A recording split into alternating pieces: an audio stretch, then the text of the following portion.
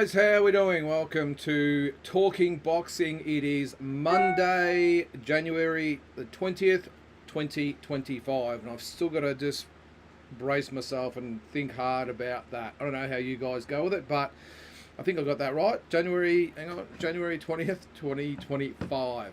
Great to have you along as always. We've got plenty to talk about. I can see there's a fair few of you guys in the chat at the moment, but it's great to catch up on a Monday night. And as I said, plenty to talk about. I can see in there we've got old mate Big J, we've got Trevor Taylor, Damien Rochester, how are you guys? Tommy Dukes. So if you're not familiar with the show, well, I'm assuming everyone that's logging in right here and now has watched before. But if you haven't, this is your show. As it says there, it is Talking Boxing. And put your comment in the chat and I just steer the ship and we'll see how we go. One thing I need some advice on straight away, guys, and this is we've got some big fights coming up. Now, before we get into all the questions and comments and discussions, arguments, whatever it might be tonight, I need you to put in there, how do you view the fights? What I mean by that is, do you watch it at home? Do you go to a pub? Do you legally stream it? What do you do? Because we're about, with just a long story short, we've taken on a bottle shop. And part of the conditions of taking on the bottle shop is we had to take on the pub itself. Now, what we're going to do in there is have a fight, or KO lounge it's going to be called. We've got a bar, we've got a lounge, we're going to do it all up and have big screen TVs in there and booths and all that sort of stuff. And we're going to put on the fights. With fight posters everywhere. It's going to be a specific fight lounge aimed just at boxing and UFC fans. But I need to know, do people actually go to pubs these days and watch the fights? And if they do go, is it just for pay-per-views? Or let's say, for instance, our goal is to be open in the bar by March the 1st for the Liam Wilson Yusuf Dib fight. So that is free on Foxtel. Well, free, you pay for Foxtel if you get my drift. So with an event like that, I understand why people go to pubs if it's pay-per-view. You don't want to fork out the money or whatever it might be. I get it. But do people actually still go to a pub and watch the fights? Would you go to, let's say, the fight lounge or the KO lounge and watch Liam Wilson Yusuf Dib on a 100-inch TV on the wall? Would you do it with other fight like-minded fans? I hope that makes sense. I haven't really seen it before. I know there's lots of sports bars around. I know, lots of places put the fights on, but ours is going to be a specific lounge, probably seat about 100 people in there, and it's aimed just at boxing and UFC fans. I think that's all we'd be after. It was not that slapping stuff, whatever. So let me know. Would you go to a place like that to watch the fights, or are you happy just to sit at home and watch it if it's on normal Fox? And would you go to the pub to have a few beers and watch it, or, as I said, more importantly, would you go and watch a pay-per-view? Because it's not cheap to put Foxtel on. It's very expensive, and then you have to pay for the events on top of that. So I need to know before I get into it what I'm getting in for, and am I preaching to the choir who just don't really go out to fight events anymore? Anyway, I'm not liking that one there, Carl. The last time I was at a pub to watch was Danny Green and Mundine. Please don't tell me that. All right, I'm sure the comments will come anyway. I just thought I'd put it out there before we start. All right, let's get into the comments tonight. There's Pound for Pound. How are you there, mate? Now, Big J, your comments look like they're a bit jumbled there. We'll start, I think, there. All right. Ace Boxing made such a huge deal about the deal with 7 Plus and hyped it up, but it failed to deliver. Obviously, Ellis and Dragonfire had shows as well, but do you think it was legit competition or not? It's a good question, Big J. They did make a big deal out of it, and I think all parties concerned would have went in that hoping it was going to be big. Now, I don't know the deal that was struck with Angelo, Ace Boxing, and 7 Plus. I have no idea.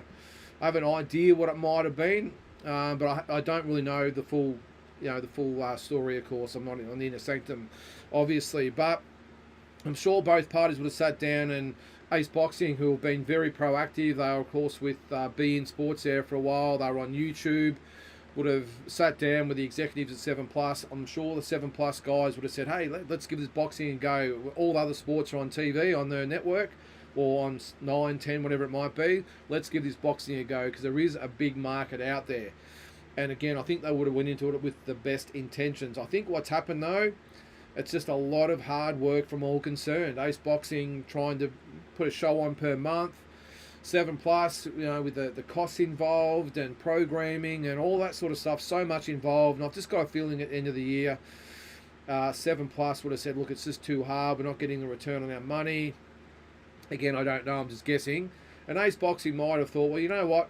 With the whole pay TV thing happening with DAZN and Foxtel and everything else, maybe we'll just let that go and maybe put all our eggs in the basket of DAZN and Fox Sports. So it's an interesting one, Big J. But yeah, I'm not sure the whole story, but I wouldn't mind being a fly on the wall, or wouldn't have mind being a fly on the wall when all this was discussed.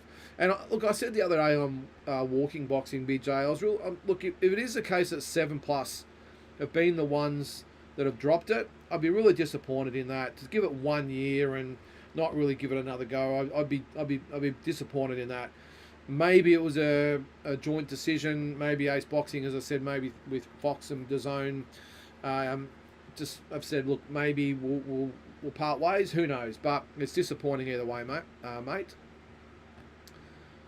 Big J still there. Also saw that Skye Nicolson might defend her WBC title versus Tszyu Brown. This is an excellent fight, as Brown might finally expose Skye for the second-rate amateur-style fighter that she is. If Skye wins, it's thumbs up. Yeah, look, it's going to be a tough fight, Big J. I welcome the fight from Skye. I think she's obviously copped a lot of criticism with the way she fights, her reluctance to sort of engage her opponent. I hate to say it, but the pity bat sort of thing. Look, it's been successful for her, but it's going to be interesting to see whether she can hold off someone like Tszyu Brown for 10 rounds. I think she can. I don't necessarily agree with your comment there about being second rate. I think Skye is, in my opinion, apart from Serrano, the best featherweight in the world. Serrano's obviously number 1, Skye number 2. And I think she can beat Tszyu Brown. Tszyu Brown's going to be tough, don't get me wrong. She's a tough lady, woman, girl, whatever you might want to say. I just think Skye's style will, Brown's style will suit Skye. I think unless she can cut off the ring, this is what I've always been vocal about with Skye. Maybe it's just because Skye does it so well and is such a good fighter. Fighters just cannot cut off the ring when they fight Skye. And all she does is the 1-2 right hook, and then she spins off to the right and just does that for 10 rounds and wins every round. She just does not lose a round, Skye. And that's a credit to her, of course, and her trainers. But look, this will be her toughest fight by a mile. But again, I think she can do it, 100%. Yeah, as I said, mate, I don't agree with the second-rate amateur-style fighter that you say she is, but I think she can get the job done. I really do. Still with Big J, Trump is in and TikTok is out. The great correction is in full swing. Now, if I can just win the lotto, all will be right in the world. Well, that's probably going down. It'll be pretty soon, won't it? It's happening today in America, the inauguration. So it'll be tomorrow morning, I suppose, Australian time. So you can just take a deep breath, Big J, and all is right in the world. I understand it's not all going to be sunshine and rainbows for starters, but I feel a lot better about the world with Mr. Trump in office. But we're not going to get political. This is a boxing show. It's just my opinion, so don't get all bent out of shape out there if you're an anti-Trumper. Everyone has their own opinions. All good. But the TikTok thing is interesting. Wonder what the TikTok brigade will say about Trump if he's the one that actually saves TikTok. Because I think, was it right, there's 120-something million people in the United States that have TikTok. So they would be freaking out at the moment. Now, I don't have TikTok. I've never had TikTok. I don't understand. Apparently, it's reels and videos and all that sort of crap. I'm not interested in it. But if 120-odd million, that's like 1 in 3 people in the United States has TikTok. So all those anti-Trumpers that have TikTok that will be cursing what's happening at the moment, I wonder what they will say about Trump if he happens to save the precious app. We'll see. All right, we have a super chat that's coming from Dennis Green. How are you, Dennis? $5. Thank you very much for that, mate. Much appreciated. What do you say there? Hell yes. I'd be interested in watching a fight at the KO Lounge with all you legends, and here's a down payment on my first beer. Thank you very much, Dennis. But the thing is, like you said there, it is a down payment, mate. Not getting much change out of about $10 for a beer these days. That might get. What are they? Are they the ponies? I haven't been in a pub for 20 years. Our first ever business was a pub, a tiny little pub. Had a bar that you could probably get about 10 or 12 people at. It had a pool room and a little room out the back. You could play hooky and darts and all that in. That was it. There was no meals. It was a tiny little pub, and the bottle shop on the side, which got it started, was literally the size of a bedroom with a little one-car canopy on the side. That's all it was, and that got it started. This one's a bit bigger than that one, and I remember then when we first took over the pub, it was $2 for a pot of beer. Can you believe that? And we used to do, what's a drink these days? Jim Beam cans. We used to do 4 cans for four cans for $10 back in the day. 4 cans of Jim Beam for $10. These days, you're probably getting a 6-pack for $35 or something like that. It's just crazy. But that will be very much appreciated. Dennis, I'll put it on the bar and we'll use it for something anyway. No, and thanks again for the super chat. All right, let's keep going. We've got Trevor Taylor. How are you, Trevor? Interesting to hear Teddy Atlas on his podcast and his positive comments on Justice Hoodie and his progression. I didn't actually see or hear those comments, Trevor, so I'll look it up. But it wouldn't surprise me. Teddy Atlas knows his stuff. And I've said all along, I'm a big rap for Justice Hoodie. I think he's a very, very good talent, or elite talent. And I think he's going to do some damage in the heavyweight division. So I'll check that out, Trevor. Thanks very much for that. All right, Damien, just under 2 weeks until Benavidez and Morrell. Can't wait for this. Who do you have?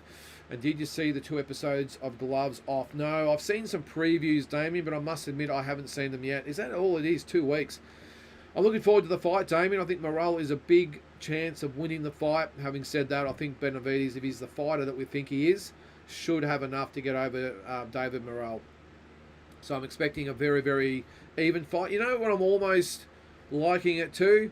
It is Jai Pataya and David Nyika. A fight that we didn't think was going to happen when it did. I think this is the same. I didn't expect this for a couple of years. We've got it. I just think Morrell will probably give Benavidez a good fight, just like Nyika did with Jai in the early rounds. And then I think maybe Benavidez, like Jai, will come back and probably stop Morrell later in the fight. So, should be a good one though, mate. And I think it's on main event, that one, for $40 or $50. So check that out. But I will see those episodes, Damien. Thanks for that. All right, Tommy. Hope you give us some predictions on these rumoured fights. Teofimo Lopez, Richardson, Hitchens, Ryan Garcia, Pitbull Cruz, Devin Haney, and Jose Ramirez, and who's that? Jaron Boots Ennis, and how do you pronounce his name? And Thomas Stanionis, whatever it is. How do you pronounce it? Whatever. Stanionis. January's been a bit slow in boxing, but Feb looks great. Certainly does, mate. All right, out of those fights, I think Teofimo Lopez beats Richardson Hitchens on points. I think, that's a tough one. Don't underestimate Pitbull Cruz. I've just got the feeling that Ryan fought really out of his skin against Devin Haney. Obviously, he's a very, very good fighter. I'm still going to stick with Ryan Garcia, but I think Pitbull will give him all he can handle. That's a really, really tough fight for Ryan Garcia. I think he pulls it out, but don't underestimate the Pitbull. Devin Haney, I think, even though Jose Ramirez is a 2-time world champion or double belt world champion, I still think Devin Haney will have enough to get over Jose Ramirez. And I think Boots Ennis should handle Stanionis pretty easy there, Tommy. But I'm with you. February looking great, and obviously don't forget the biggest card of the year so far, well, that's planned anyway, in place, which is February 22nd, which is the Saudi card, which will be awesome. Benavidez and Bivol. All right, still with that. So Big J, heard you say that 7 Plus has dumped the PBS. Oh, sorry, this is out of order here. Sorry, I saw that coming once Taylor Robinson lost her fight, but when Rocky Ogden and Winwood lost, it was a final nail in the coffin. Yeah, well, who knows, Big J. Well, Taylor Robinson hasn't been seen since. Actually, that's almost actually, is it a year? It would be almost a year that she got that really gift draw. I think it was, wasn't it, in that fight? Rocky Ogden got beat. Look, I've just got a feeling, Big J, that maybe the fights themselves were good, but maybe the fact that they didn't have the big names on the card. I don't know, maybe it was 7 Plus saying, well, you don't have the biggest fighters in the country. You've only got these sort of second-tier fighters, and we're not sure whether that's going to do the job. I disagree with that. I think, for me, for the average fight fan out there, I would think they would want quality fights over quality names. I'd rather have some really good fights that we've seen on 7 Plus over some of the maybe the no limit stuff, which feature a big name, but the B side is very, very average. So I'd rather, like, I don't think I saw a bad Ace Boxing card on 7 Plus. I thought they were all really good. A lot of fights on there, had fighters on the card that maybe weren't very recognised, but we got great fights every single time. So yeah, but maybe they had a say in it, Big J. I'm not sure, but only they will know. G'day, Carl. How are you there, mate? Damien, oh my God, that KO sounds amazing. I'm there, mate. Where is it? It's actually in Bendigo, Victoria, Damien. I'm not sure whether you live close to there, mate. But what we're going to do is we want to become known as the fight hub of boxing or combat sports in the Bendigo region. What I mean by that is, as I said before, a lot of venues will have the fight on, they'll have the UFC on, they'll have the boxing on, but they don't have all of them on. They'll pick and choose the ones they're going to put on. And it's very frustrating for boxing fans. UFC is probably a bit different because most places will put on the UFC, but the boxing is a little bit hit and miss. Say for instance, Morrell and Benavidez, you're not going to see that on at a local venue. I wouldn't have thought. The no limit stuff will be on because it's free, no doubt. You can put that on one of the screens in one of the hotels, but it's more so the pay-per-view fights. Like say for instance, I was certainly not going to have the Riyadh cards on because they're on at 3 or 4 in the morning. Got to put a line through that. But all those pay-per-views that maybe are just a little bit in between, like the Benavidez and Morrell fight, we would have that on. I want it so that if you're a boxing fan and it's on Foxtel or it's going to be DAZN, then don't even have to think about it. You're going to the KO lounge or whatever at our pub, and it's going to be on. UFC again. I think everyone knows that all the venues have that on. But the feedback I've got from a lot of people, and especially the Foxtel guys, is that a lot of them really pick and choose. And I don't blame them. That's fine. They've got the right to choose whatever events they want on. But I want it so that if you're in the Bendigo region and you're a boxing fan or UFC fan, it's just on. It'll be all over our social media, of course, but the Benavidez and Morrell fight will be on. There's a Tank Davis, Lamont Roach. I'm not sure that's even on pay-per-view here. It'll be on. Those types of fights. No having to think about it. So I want to be known as the fight centre or the hub that specialises in all combat sports. So unlike, as I said, a lot of the other venues who pick and choose. I hope that clears that up. Thanks, Carl. Great idea. Yeah, I have one every now and then. Great idea. Oh, Damien, last time I went to watch a fight was Canelo and Jacobs. Don't tell me that, mate. That was 2019. What was the other one before? Someone was Mundine and Green. Which one? I hope it was 17. Even if it was 17, it's no good. I don't want to hear that. DJ, I pay for the cards worth paying for, and in my opinion, I actually never steal them. Good stuff, DJ. Big J always preferred pubs for fights. Free fight posters. Yeah, I'm not sure whether you actually get fight posters. I'll make my own anyway. But look, all I know is we had a night or bar, a sports bar about what would it be? 18, 19 years ago here in Bendigo as well. Oh, not here. I don't live in Bendigo anymore, but we had one in Bendigo. And strange enough, it was called the Red Mosquito Sports Bar. And if you're wondering what the hell is that, it wasn't supposed to be a sports bar. It was called the Red Mosquito. It was actually named after the Pearl Jam song. I just love the name, the Red Mosquito. And of course, because I was known around town as Olympic boxer, all that sort of stuff, people are, hang on, where's all the sport on here? I thought you're a sporting guy. So we got the TV on, and same thing. We committed to a Foxtel package. So to get fights a little bit cheaper, you commit to every single fight they give you, and you get like a 10 or 20% discount or something like that. And I think the UFC might be 30% or something like that if you commit to everything. So we did it. And back in those days, well, I hate to say those days, but that's when Mayweather, Pacquiao, De La Hoya were at their absolute peak. We had some massive fights. Green Mundine was on around that time as well. We had some massive fights. I remember, of course, the Mundine Green fight was packed. But I remember on a Sunday afternoon, I still remember we had Floyd Mayweather, Oscar De La Hoya, and we had 100, 150 people pack into our little sports bar, and they loved it. Now, I don't know whether you could actually buy them at home back then. I can't remember. This is why I'm asking you guys. But I don't like the fact that a lot of people are saying it's been so long in between drinks. But I just go back to those days when our lounge or bar was packed with people, all boxing fans. Now, having said that, it was more about probably the casual fans, all the ones that were Mundine Greens on, let's go. Don't really follow boxing, but it's an event, let's go. De La Hoya and Mayweather was a little bit in the same boat. I'm a little bit worried if we got, say, the Benavidez and Morrell fight on, even though we would definitely get it on. You got to win some and lose some. How many people would actually turn up? That's the big question I've got. So, but then again, still $40 or $50. If you don't want to do that, come down the pub, spend it on beer. Probably get you about 4 or 5 beers, and you can watch the fights at our place. But anyway, that's the aim, and we'll see how we go. Where are we? Go through. Carl, that bar was nowhere near me. I'd go for sure. Thanks, Carl. That's good to know, mate. I think we'll get a crowd. I have been to, on a casual basis, just around a UFC or a bar when there's UFC or a bigger boxing event on, and they do get a crowd. We're looking to get all those. Look, I'll be wrapped if, say, for the UFC, I'd probably want about 100 people. That's all it holds anyway. But 100, I'd want to sell out for the UFC.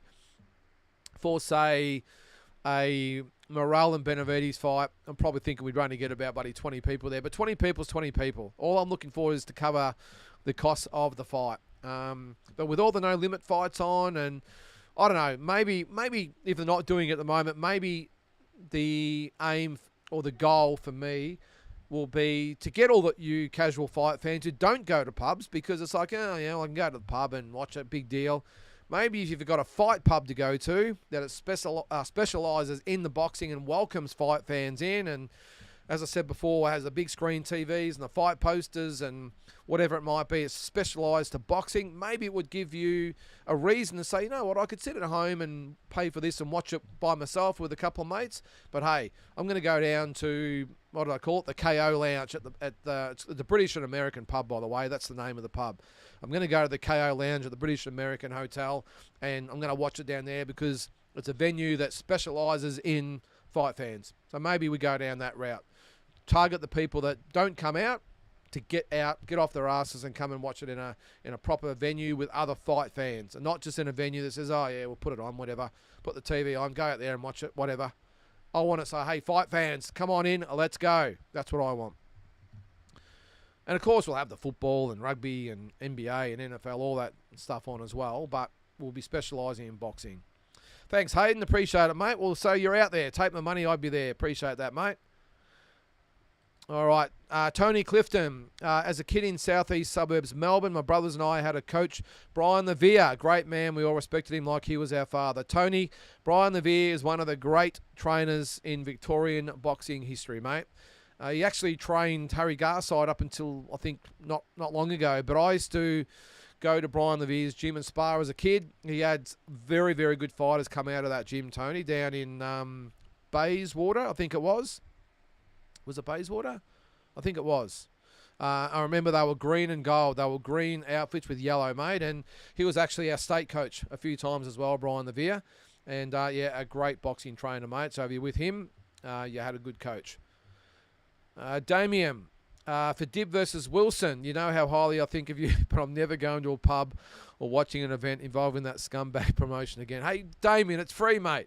It's free. I'm just saying, if you want to come down, sit there, go, look, even if you're not that interested in supporting your mates at No Limit, come down, we'll have the booths there, we'll have some food, get a couple of pints of beer and just watch it, mate. Just relax. Come down and just enjoy the company of other fight fans. It'll be good. It's free. Come on down. What's that, Damien? That is on Foxtel. What was that about there? Did I miss that one? All right, sorry, I missed that one. Double G. Last time at the pub was Green Mundine. It was packed. The funniest thing was at the end of the fight when this drunk Aboriginal woman was walking around screaming F you all to the Green fans. I'm assuming that was the second fight, Double G.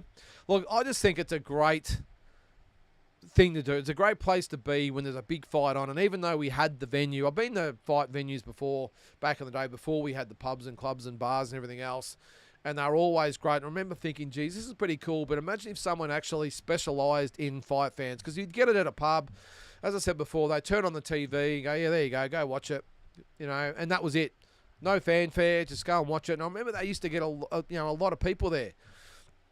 And what fight was it? Actually, it was a Danny Green fight. I can't remember. We had a lounge upstairs, like it was a club, it was a nightclub thing we had. It was called the Extreme Bar, special, like all the extreme sports and all the screens.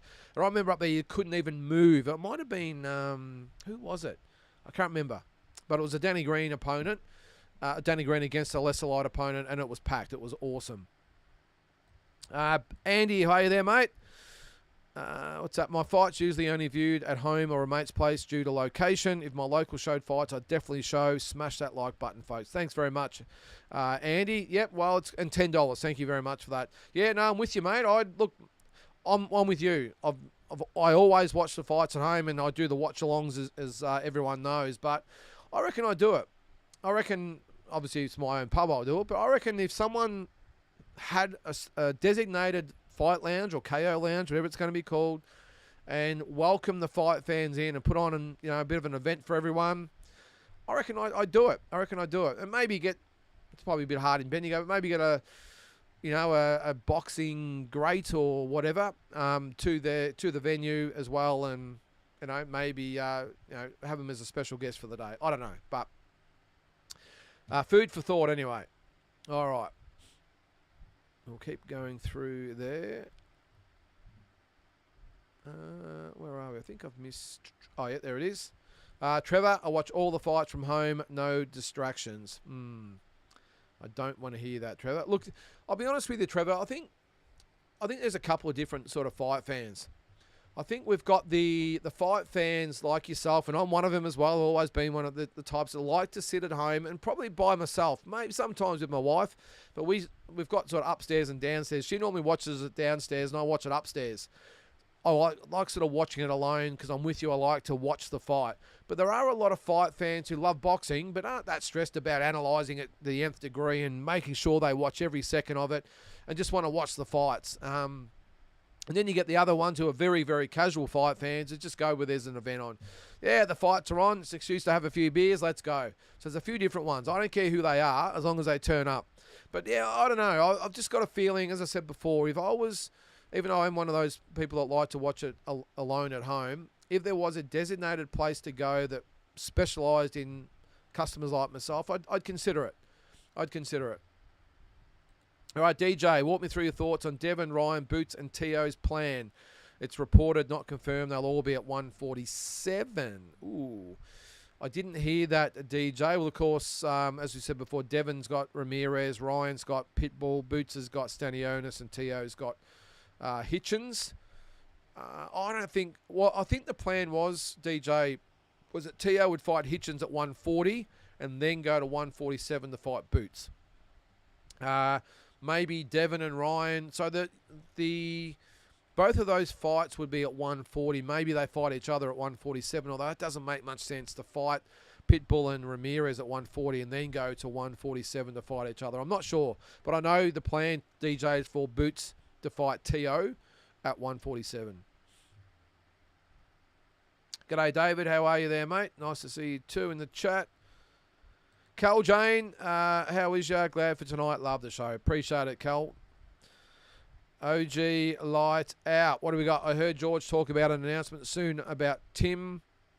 What's that? I heard George talk about an announcement soon about Tim. What's the word on the street? Well, the George talk is, it's been coming for about 3 or 4 months, OG. I haven't heard anything. And I think I said on my Walking Boxing episode the other day that I had a quick talk to George Kambosos after the Opetaia and Niika fight. And I said, what's happening, George? He said, all in good time. He said, probably most likely next week. And that was last week. So still nothing. It is imminent, according to George's social media. So your guess is as good as mine. Tim, I think, is going to be April, OG. That's the word on the street. Late March, early April is what I'm hearing. Actually, I'll take that back. There's Nikita and Tim. One will be in March, one will be in April. That's all I know. Both pay-per-views. The March card could feature a very interesting and high-profile female fight, so keep a lookout for that one as well. Maybe a world title fight of pretty big proportions on the undercard. As I said, it'll be Tim on one, Nikita on another, OG. That's what I'm hearing. Carl, what happened to Brian Custer and his PBC Aligned podcast? He just disappeared. I don't know, Carl. I never listened to his podcast, but you're right. It is gone, and who knows what's happened to it. I can't give you any more information there, mate. David, Haney showed great courage against Garcia. I always thought Haney was chinny, but he kept getting back up. Yeah, well, I think that's the thing that gets lost a little bit, David. I think everyone laid the boots into Haney about being knocked down, 3 times in that fight. I'm with you. I thought he showed a ton of heart getting up, and I sort of focused on the heart that he showed. One thing I did focus on a little bit during the fight is, okay, you got dropped with a left hook the first time. Ooh, you've been dropped with a left hook for a second time, and then the third time is Haney. You've been dropped 3 times by the same punch, but having said that, the same thing happened to Tszyu, didn't he? He got dropped 3 times pretty much by the same punch as well. So, but I'm with you there, David. I thought he showed a ton of heart, as did Tim in his fight with Murtazalyov as well. And they were very, very good left hooks, weren't they, from both those guys. What's your thoughts on the face of boxing? Tank Davis calling everyone at the Ring Awards. Was it Dick Eaters, says Carl. I did see it, Carl. I had a bit of a chuckle, if I'm being honest.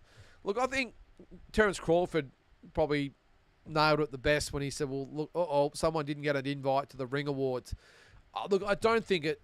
I understand Tank's frustration, Carl, but I don't think it would have went down too well with all parties concerned with Turki Al-Sheikh and everything. I think his chances of a fight maybe with Turkey might have evaporated then, but... Look, he's right to a certain extent, Carl. I get a little bit, cringe, or a little bit of cringe, or a little bit over the whole infatuation with Turki Al-Sheikh. I know he's doing some great things, but the way they all grovel to him and pander to him, and it is what it is. I suppose if I was making the amount of money they're making as well, maybe I'd be saying, "Hey, Your Excellency, I love you."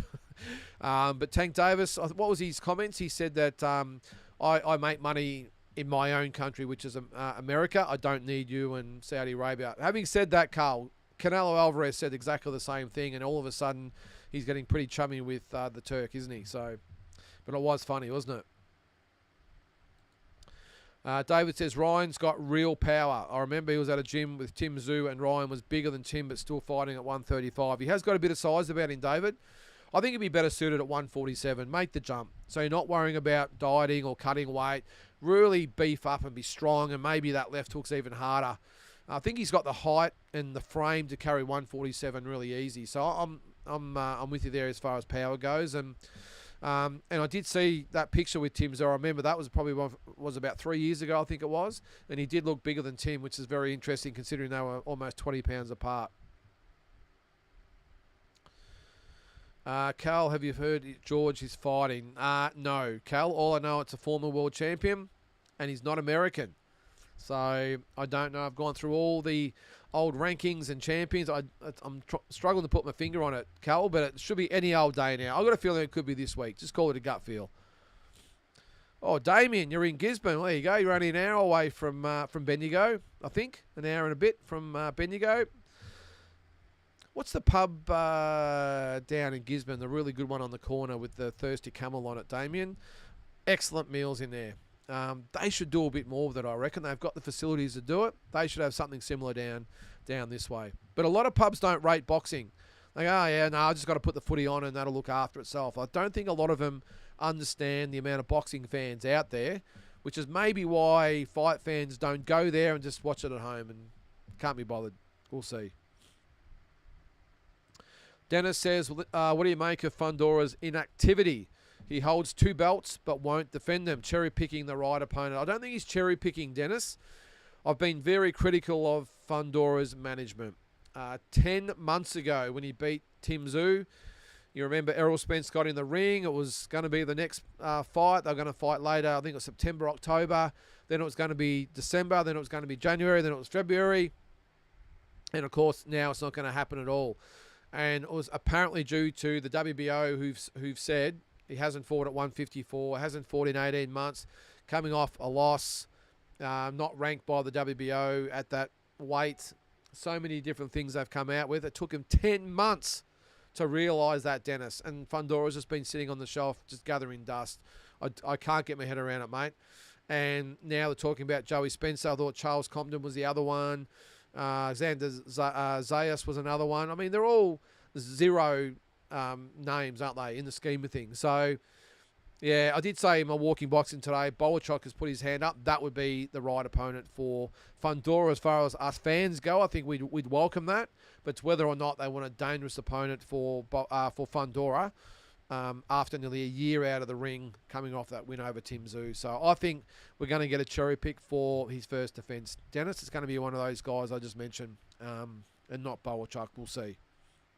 I think what they're going to do is use the excuse that Bolachok's only fought in late December, why they won't fight him at the end of March. But Bolachok apparently is ready, had a break over Christmas and New Year, and he's back in training. He's ready to go, they reckon. I've just got a feeling they won't want Fundora in the ring with him straight away, and he'll fight one of those other three that I mentioned before. Hayden, sad to hear the passing of baby Cassius Austin. Yeah, RIP. I'm with you, Hayden. I remember baby Cassius was fighting when I first started to follow boxing when I was about 10 years old, 9 or 10 years old. I remember, I still remember to this day, Hayden, on Channel 7's Wide World of Sports. Is it Channel 7's Wide World of Sport? World of Sport. Yeah, Channel 7's World of Sport used to be on every Sunday morning, I think it was. They used to have all the footy on and they'd have the boxing on. And I remember they had a story about baby Cassius on. I think they might have even had him on the show. And I remember it even, 40-odd years ago. I remember that. And, yeah, it's just a shame he's passed away. And one of the Australian greats, mate, for sure. Axie-Man, what are your thoughts on Turkey's proposed boxing league? Yeah, I did see that, Axie-Man. I don't know. I know he's throwing around a lot of different things at the moment. Look, he's delivered so far. He's got the Ring magazine now. I've got a feeling he's going to really push the Ring magazine belt. I don't think they can do the whole bringing all the sanctioning bodies together. I don't think it can be done. I think it's impossible. Though I think I said again in one of my walking boxing episodes last week, they're like little cartels, the sanctioning bodies, and I don't think no matter what amount of money they would be offered would pry them out of the hands of the people that run them. So I think Turkey will really invest in the Ring magazine belt. Maybe call it something else. Maybe it could be called the Ring belt. I don't know. And now he's talking about this boxing league. Look, end of the day, Axie-Man, he's got the coin to do it. So if he wants to do it, he will do it. I got asked this question today by someone, and I'm still a little bit curious to see what happens when someone pulls the rug out from the whole Saudi. I'm not going to call it an experiment. I think we're past that now. But the whole program of the Saudi investment in boxing, because this could just overnight be gone. Turkey is doing great things at the moment with the support and money that he's got. But what happens if the powers that be above Turkey says, nah, enough with this boxing stuff. It's not bringing people into our country. It's one big tourism campaign, don't forget. So maybe if it's not getting the numbers they want and the return they want, maybe they might pull the rug. And then what? Then what happens? All of a sudden, all those lazy promoters that are out there at the moment have got to get back to what they were doing and sell their own shows. So... but anyway, all that aside, back to your question, proposed boxing league. If he sticks with boxing and invests the money, I think they can pretty much own boxing, Axie-Man. They've got the money to make it happen. They'll be paying everyone overs, and simply the other promoters will not be able to compete, and they will have no choice but to pretty much work in with Turki Al-Sheikh, and he will officially control boxing. And whether that's a good thing or bad thing, so far it's been good. It's been great. But what happens when one man controls everything? That's my question. What happens when all of a sudden Turki Al-Sheikh rules the boxing world? His belt is the belt. The WBA, WBC, IBF and WBO don't matter anymore. No one wants their belts. No one wants to fight for their belts. It's not recognised anymore. It's all about the ring belt. He's got all the fighters in his boxing league. Then what? We've seen what power has done to some of the leaders of the free world over history. What happens? So it's an intriguing one, mate, but if it all stays on the straight and narrow now and this league gets up and he stays the same guy as he's been, then it would be great. But I'm still not sold on the whole thing being viable long term. I hope I'm wrong. Double G, the KO Lounge better stock up on Snickers bars for Damo. Yeah, exactly, mate. You like the name the KO Lounge? I like it. Back in the day, it was going to be the bar I had, the sports bar, was going to be called the KO Bar. And I'm kicking myself to this day because I got talked out of it. Because people said, no, you can't call it the KO Bar. People just think it's a place to go and fight. And I was talked out of it, which is why I named it the Red Mosquito. And I've always kicked myself. So I thought, KO Bar's always what I dreamed of coming up when I was late teens, early 20s, when I wanted my own business. I always wanted the KO Bar. And again, I was talked out of it. So maybe this will be a little bit of redemption, calling it the KO Lounge. But I will stock up on the Snickers bars, Double G, for sure, mate. Stephen Bateman, how are you there, mate? We haven't seen you for a while. Welcome back, mate. Great to have you along. Damien says, how much is an event when you own a pub? Too much, Damien. This is why I need to know. All right, let's see. For a UFC event, $1,000. That's what they charge a pub to put on a fight. $1,000. Now, I'll probably get a 20 or 30% discount by committing to every single UFC event. But that's what a UFC, 320 or whatever the hell they are, the numbered ones cost. $1,000. So you think about it. On that day, it's a Sunday afternoon, Damien. You've got to put a staff member on at triple time because it's Sunday rates. So with the fight and the staff member, you might be up for 1,300 or 1,400. What would it be? You've got someone in there for, I don't know, 5 hours. Might be $300. $1,300 before you pour a beer, Damien. Before you pour a beer. $1,300 profit you got to make. For a boxing event, not that expensive as the UFC, but for maybe a Tim Tszyu fight, $700, $800. For the Morrell Benavidez fight, for example, that might only cost $300. But still, $300 plus $300 in wages, $600 before you pour a beer. That's profit, by the way. So this is why it's got to work, Damien. Fair dinkum. Yeah, Carl, yep, $1,000. Yep. All right, Double G, you could probably run the fights in conjunction with an alcohol promo event or something like that. Some type of draw card to bring them in on the night, or even a taco pizza night, just ideas. Thanks, Double G. No, I appreciate that, mate. I'm with you. I'm thinking about all different things. You know what I even thought about? Don't shoot me down because I've already been shot down. I actually thought about putting some recliner chairs, so almost like theatre seating, so having rows of sort of 4 seats of reclining chairs, like a gold class little thing where you'd have like 3 rows of 4 and rent them out for $50. I know no one's going to pay $50. I get it. Maybe not 50, maybe 20 or $30. Maybe it was something else I was thinking of. But you get a recliner seat, you get a place to put your beer and kick back, and your front row, and you got the big screen in front of you, and reserve. I think it might have been actually $25 actually from memory. $25 to reserve a gold class seat. Now I know I was told no one's going to pay $25. Forget about it. A booth, I thought about. We could rent a booth out for $50. A couple of your mates, you got your own private booth. Everyone else can stand or sit wherever, but you get your own booth. Maybe incorporate some food or something. I don't know. They're the things I was thinking about. We have got a kitchen, but we have no food planned at the moment. I don't want to do it myself. I want someone to take on the food. All right. So, but in the meantime, hey, if you want Uber Eats and menu log it, hey, knock yourself out and order it in. But those fight days, I was thinking about actually getting it catered. So we would get a catering company to make us the food, chips, sandwiches, whatever it might be, hot dogs, and we would sell it ourselves out of our kitchen. But at the moment, we haven't got the kitchen up and going. But yeah, I've thought about all different things, Double G, and a pizza night's not a bad idea, actually. Just get a pizza oven, get someone in to cook some pizzas for the day and sell them for, what's a pizza even cost these days? $15, $20? I don't know. Carl says, what is Harry Garside doing? Boxing, dancing, or dressing up as a chick? Your guess is as good as mine, Carl. Cal Jane, where's the pub? I'm in New South Wales. Sorry, Cal, it's in Bendigo, Victoria. Right smack in the middle of Victoria we are. Andrew, RIP Baby Cassius, sparred with him when I was 15. He took it easy, legend. That's great, Andrew. That's a great story. That's awesome. Buzz Light Beer. All right, I like these ideas. Keep them coming. Get yourself a drive-in, weekend camping, barbecue, beers, fights on the big screen. Not a bad idea, Buzz. So get a drive. So you mean like a drive-in theatre.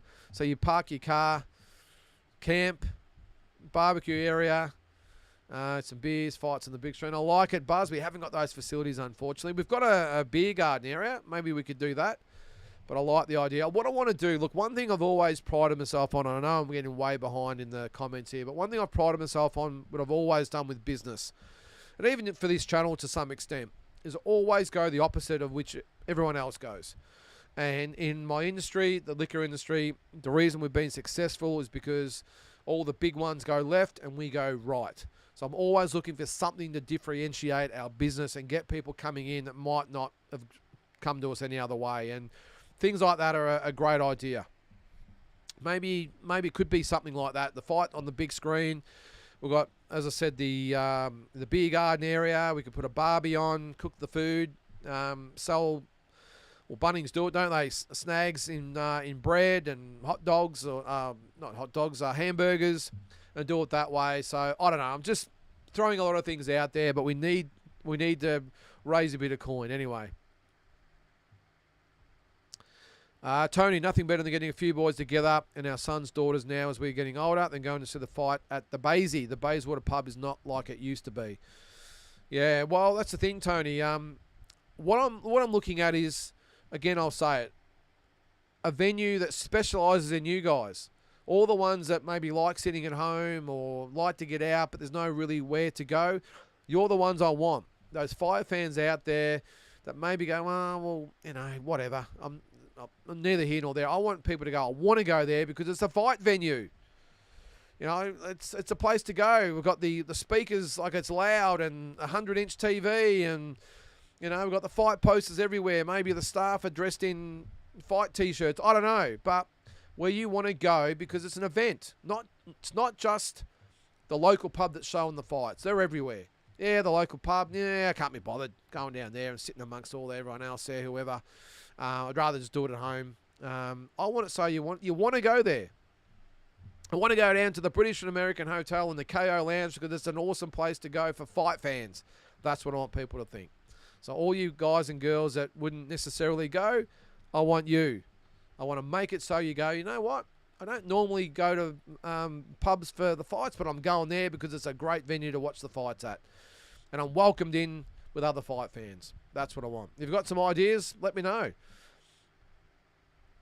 Carl, nothing like a few beers, mates, and good fight on and off the TV. Yep. I want that at our venue, Carl.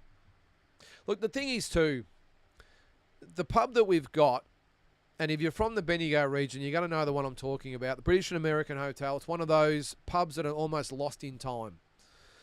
It's got, I reckon, the sound system's in there, I reckon, it's from about 1975. It's still got the tape decks and the old hi-fi, the things, the sound systems you've seen in Boogie Nights.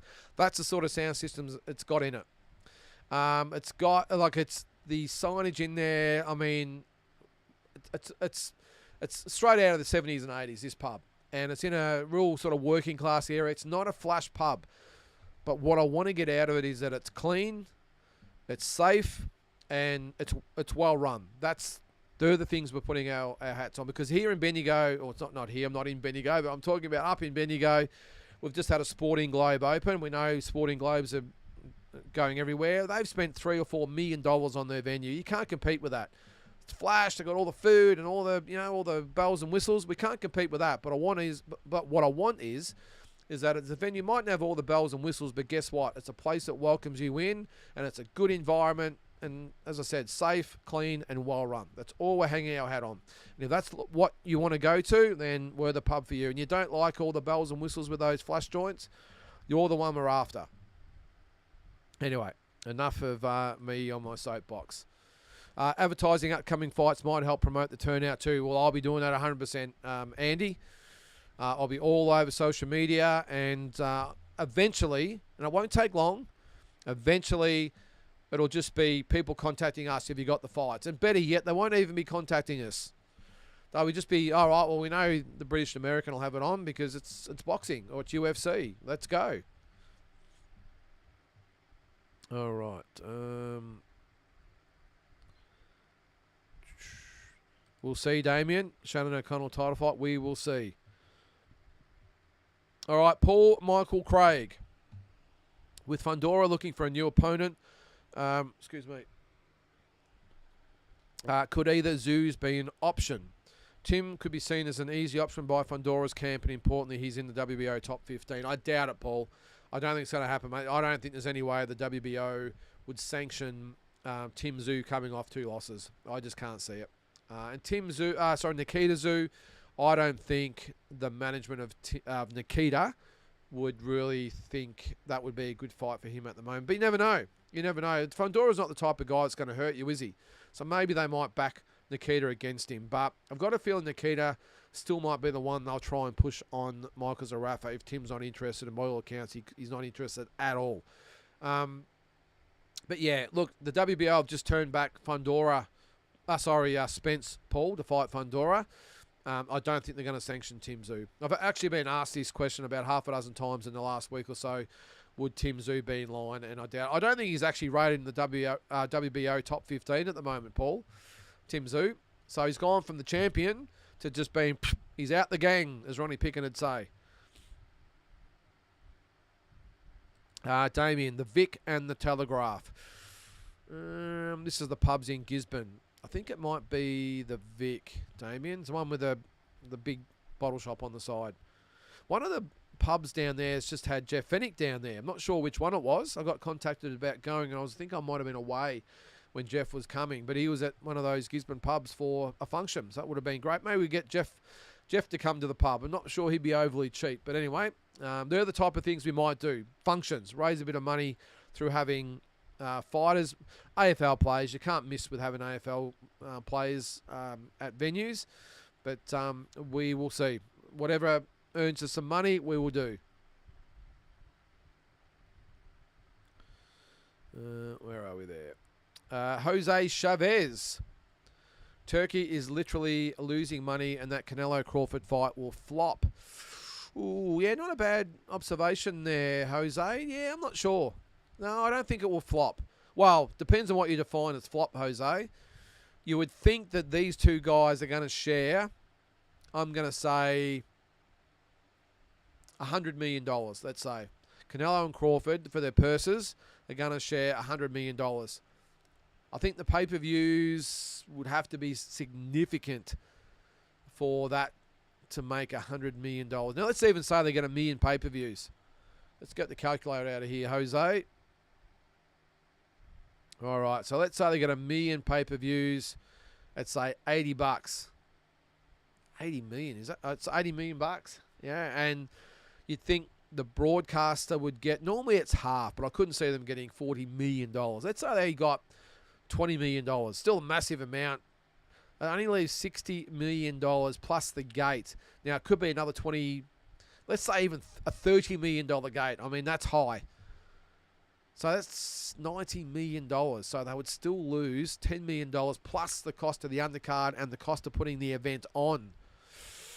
Yeah, look, maybe Turkey would be okay with losing $20 to $30 million, Jose. I don't know, but that's probably what I don't see it doing more than 1 million pay-per-views. So it's good, not a bad call there, Jose. All right, Trevor. I used to go to venues to watch the fights, but with the advent of Fox, DAZN, I now watch from home. But in saying that, if I was down your way, I would gladly attend the fight card at your new venue. Thanks, Trevor. Well, as I said, mate, you're the ones we're after. The boxing fans that watch from home. You're the ones we want to give you a reason to come down and watch it at the hotel or the lounge instead of watching it at home. And that's the challenge we have. And that's challenge accepted, Trevor. Challenge accepted. Let's see. What do we got there? Andy is another shortcut chance for Tim and can bring up the gentleman's agreement handshake too. We'll see. That's the Fundora fight. It's a good call, Andy, because this supposed handshake agreement for the rematch between Tim and Fundora. Look, I've got a feeling if Tim wasn't coming off the Murtazaliyov fight, you would think that Tim would be in line. But I'll say it again. I don't think the fact that Tim's coming off 2 losses that would be sanctioned by the WBO. I just don't see it. And even the WBC, which are prone to doing anything, I don't think they would sanction the fight. I just don't. And again, you saw what happened with Errol Spence. Didn't sanction that. And he's probably a lot bigger name and better resume than what Tim is. And they didn't sanction that fight, so I doubt they would sanction Tim. All right, Andy, if someone pulls a rug out on Turkey, boxing will continue, but we'll go back to big fights not happening because the party's wanting more dollars. In my opinion, enjoy it while it lasts. I'm with you, Andy. It's a good point. And I'm with you. Of course, boxing will just continue on. But I would think what would happen if the rug was pulled out of or under Turkey Al Sheikh, I think everyone would be in shock horror for maybe 6 months or to 12 months, whatever it might be. And slowly but surely, the De La Hoyas and Eddie Hearns would start to thaw out, I suppose, out of their shock and start putting shows back together. The problem is that we go back to, like you say there, the fighters would expect more. Maybe the networks that they've sort of turned their backs on wouldn't be overly receptive to having them back. Who knows? And maybe it would take a bit of time for those guys to start doing business again. I reckon if the rug was pulled out, Andy, I reckon it could be 2 years before boxing would fully recover and get back to where it was. And obviously, those massive cards wouldn't happen anymore. But I think that it would work. We'd get back to work, but I think it would take up to 2 years for it to get back to what it was before Turkey came and took over boxing. But it's a nice comment, what you say there at the end there. Enjoy it while it lasts. Well, it can't last forever, Andy. Can it? Turkey Al Sheikh's not going to be around forever. Let's say it's 10 years' time, 20 years' time. It's going to be pulled out eventually. And we'll have to adjust. OG, do you think Tim's next fight will be an Aussie or overseas opponent? I'm leaning towards an overseas opponent, OG. I think it will be a low-key or low-caliber type of opponent, a little bit like a journeyman. I'm thinking along the lines like he had with the Gauchers, Terrell Gaucher, whatever it was. I think someone like him. Bit of a name, bit of a journeyman, not a big puncher, just a name. That's not going to be a real threat to Tim. That's what I think they'll get. At the end of the day, OG, they just got someone that was just whoever. I wouldn't care. He needs a win. And I think all of the boxing world would forgive Tim, no matter who he fights, just get a win.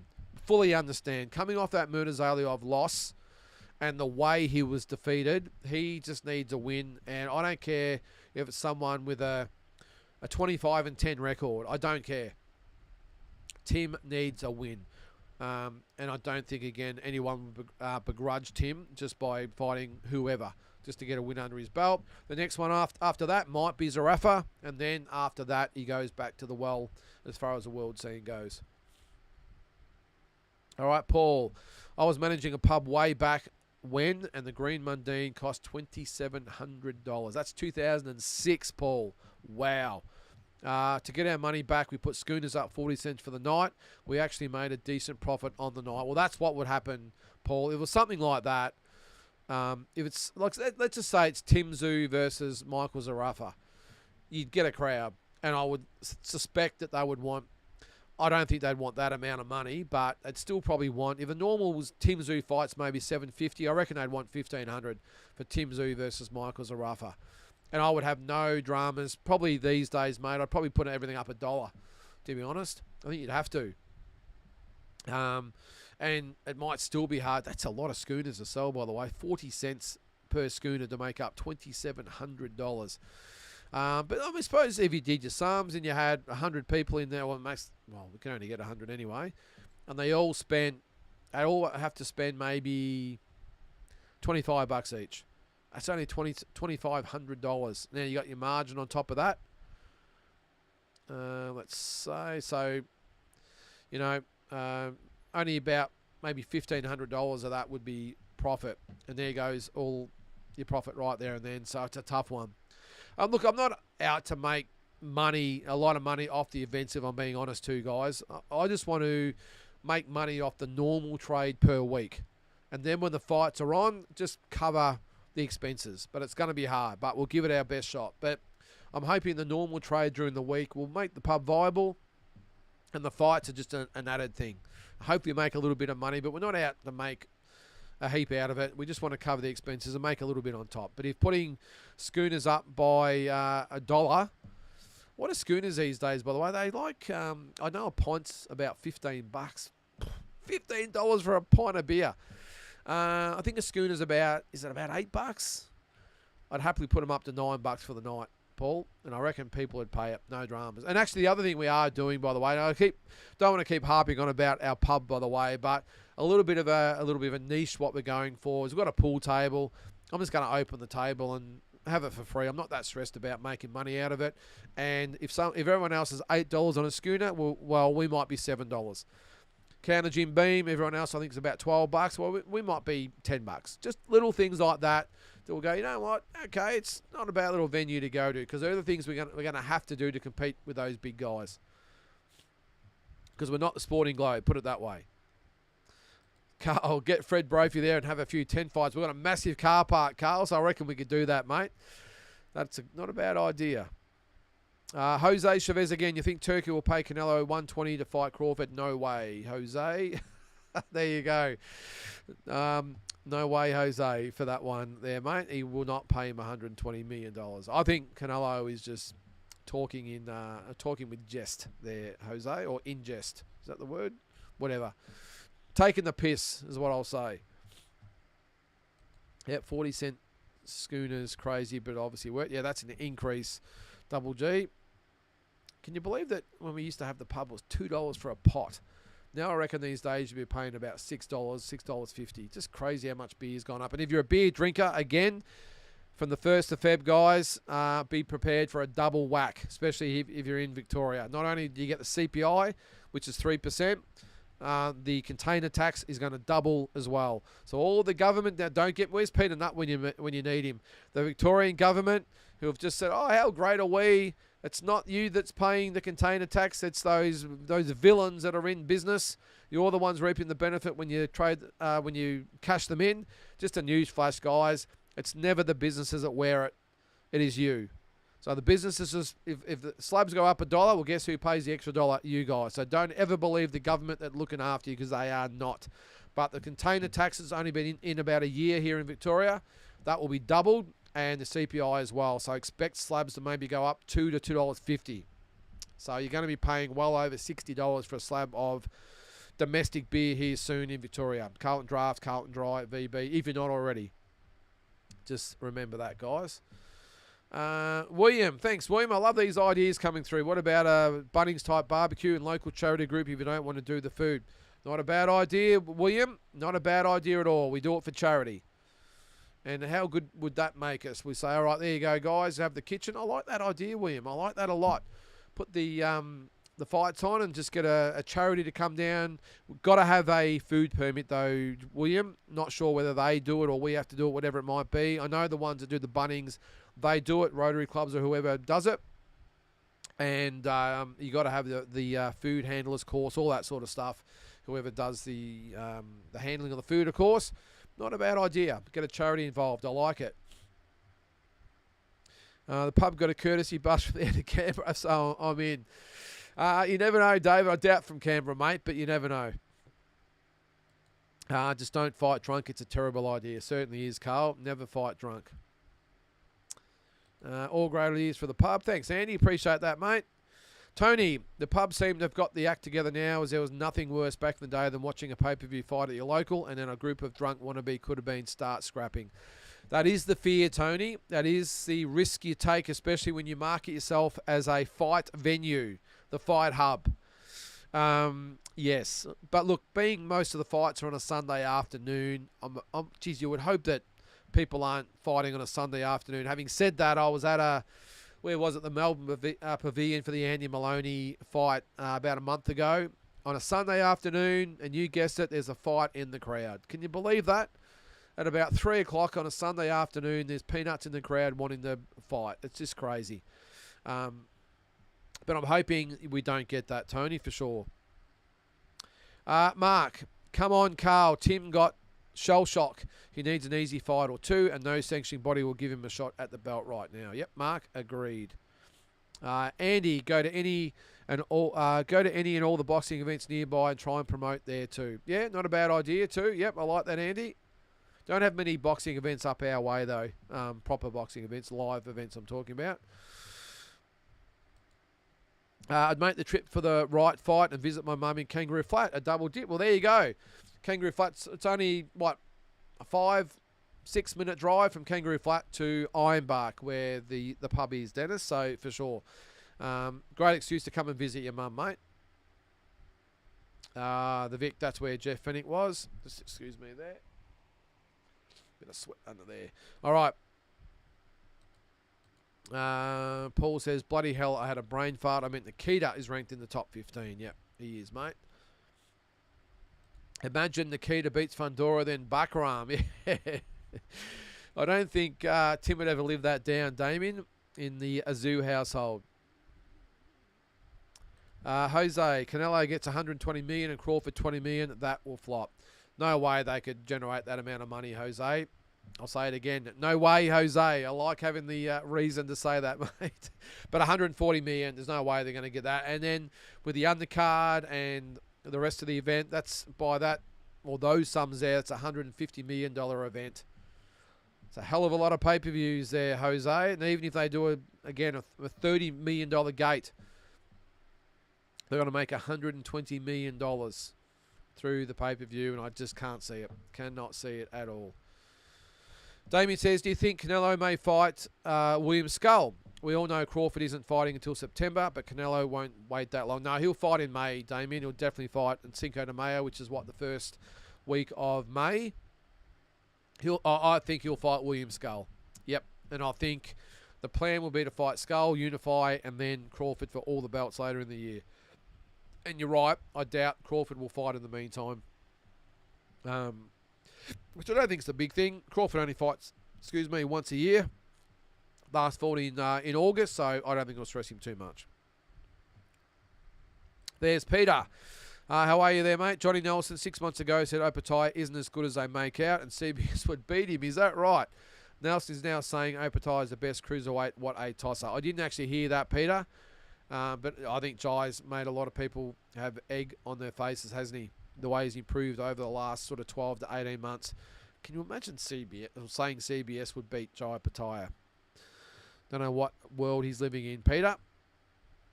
And it's still early for those black and white circles you put on your screen there, mate. Let's wait probably about another month. When's the footy season anyway? The first week of March, isn't it? I think opening round is, or whatever it's called. So we want to be open for that. The 1st of March is the Liam Wilson fight. The week after is when the footy season starts, so we have to be open for that. Damien, I think you'll get a lot of us at your new pub, mate. Well, you're more than welcome to come up. Like I said, it's only an hour up the road. Big event. Come up for one of those big fights. What would be a big fight, do you think? What's coming up? Geez, I was going to say Canelo there. What would it be? Maybe May, Garcia and Pitbull and Haney and Ramirez. Maybe that's the next big one. Counting out the Riyadh cards, that is. You're more than welcome, Damien. Come up. Am I going to go in September? Yes. If it's Crawford and Canelo, I will be there, mate. I don't mind the May event either, or the month of May, because if it's Canelo, even though it is Skull, if the Garcia and Haney doubleheader is maybe a week, worst case 2 weeks after, I'd consider going to Vegas for Canelo and then across to New York for that doubleheader. That would make it worthwhile. I would definitely not go to Vegas to see Canelo and William Skull, put it that way. It was hard enough going for Belunga, even though that turned out to be a pretty good event. I'm not sure I would go to see him fight William Skull. But September, mate, if it's Crawford and Canelo, wow, I'll be there for sure. What's the Carl? If I was near you, I'd be barfly for sure. And I appreciate that, Carl. Peter, Tim has moved to the back of the line and has his work cut out to get another big payday overseas. If I'm Tim Tszyu, I'm taking the Zarafa fight and make some big money at home. Yeah, it's not a bad option, Peter. I still think he needs just a cherry pick for his first fight back. And again, I don't think anyone would begrudge him a cherry pick. Just take an easy fight. All the fighters in a similar situation do it. I don't think anyone would hold anything against Tim. I know I wouldn't. Take the cherry pick, fight Zarafa after that. That's what I would be doing. Satisfies the Australian boxing public. A massive event for Australian boxing as well. And he would be paid extremely well for that fight and then go to America. But he seems adamant, Peter. He does not want to fight Michael Zarafa. He does not want to give Michael Zarafa the satisfaction of giving him a payday, all the attention, and he's made no secret of that. Damien says, I've got the same kind of thoughts as you. I love where world boxing is now due to the Saudis, but it would not surprise me one bit if I see online sometime that the Saudis are out immediately. I wouldn't be surprised either, Damien. It's going to happen eventually. Let's just hope maybe they've set the precedent in place and the cornerstones of just tipping boxing on its head. And to quote the great man, make boxing great again. Maybe, well, that's what he's doing at the moment. Maybe he makes boxing great again, and the people he leaves in charge can go on with it. I've got a feeling what would happen, Damien. He's either making boxing great again or has already made boxing great again. Depends on how you see it. But I've got no doubt the second he leaves, it'll be like it always has been. It'll be like people leaving a city and then the weeds starting to come in and overtake the city, the nature taking the city back and just overgrowing the city in weeds. That's what I think would happen with boxing. I think he would leave boxing as far as a sparkling new city, and then he would leave, and then all those degenerates that have run boxing for so long, like weeds, will come in and take back the city. There's no other way it will happen, Damien, and I'm not looking forward to when that does happen, but I think it's inevitable. What's that, Peter? Sad to see McKay done his shoulder today. It's Carlton's 30th anniversary this year. Thanks, Peter. Thanks for pointing that out. It's been 30 years since your premiership. I did see McKay's done his shoulder. Just add it to Nick Newman and Sam Walsh, mate. Well, it's the pre-season. What else is new? That's Carlton. We're just the injury club. I don't know. We've got a new fitness guy and nothing has changed. 3 major injuries before the season even starts. Welcome to Carlton, mate. Damien, agreed about Tim fight anyone, but not pay-per-view. Sorry, Damien, no matter who he fights, mate, it's going to be pay-per-view. They know he's a cash cow. If he fights that 25-10 guy, I still guarantee it will be pay-per-view. Sorry to break it to you, mate. No matter who he fights, it is pay-per-view. And people will pay it. They will. G'day, Ross. CC and Dry on tap. Well, that is on the agenda, mate. We've got 4 taps in the pub. Again, it's only a small one. Carlton Draft, Great Northern, Hard Rated, and CC and Dry are probably the ones we're looking at the moment. Andy, Jose bring up a good point with Turkey running at a loss off Canelo versus Bud, but if Turkey disappears, fighters will just have to realise their true value. Constantly running at a loss isn't sustainable. Well, it's not. You get the impression Turkey's sort of doing it as a real passionate boxing fan. He's obviously got a budget per year that he can use. Maybe he goes over budget. Who knows? Maybe they make that much money over there. They don't even keep tabs on what he's losing. Who knows? Yeah, you're right. Running at a loss isn't sustainable. But that's what will happen, Andy. Those fighters that are getting those massive paychecks at the moment are probably going to only get half of that. And they're going to turn fights down. And that's why I think it will take 2 years for fighters to realise their worth. And we'll go back to where we were. And the weeds will take over the city again. Peter Opatai is reported to have made $500K for the fight against Nieka and $2.5 million from the pay-per-view. Ooh, I don't know about that, Peter. Yeah, who knows? Don't know. I don't know. I know they were. One thing I do know, they were aiming for about 30,000 pay-per-views. Now, what were they? Only about $30, weren't they? 30,000 times $30. Well, that's only $900,000. The gate was only 500. I wouldn't be surprised. I don't know. And they've got to give DAZN some of that money. I can't see it, Peter. I hope that's the case for Jai. But I mean, even if the pay-per-views netted them about $1 million, I don't think they would have got any more than about 30,000 at $30 a pop. Maybe they brought in $1 million.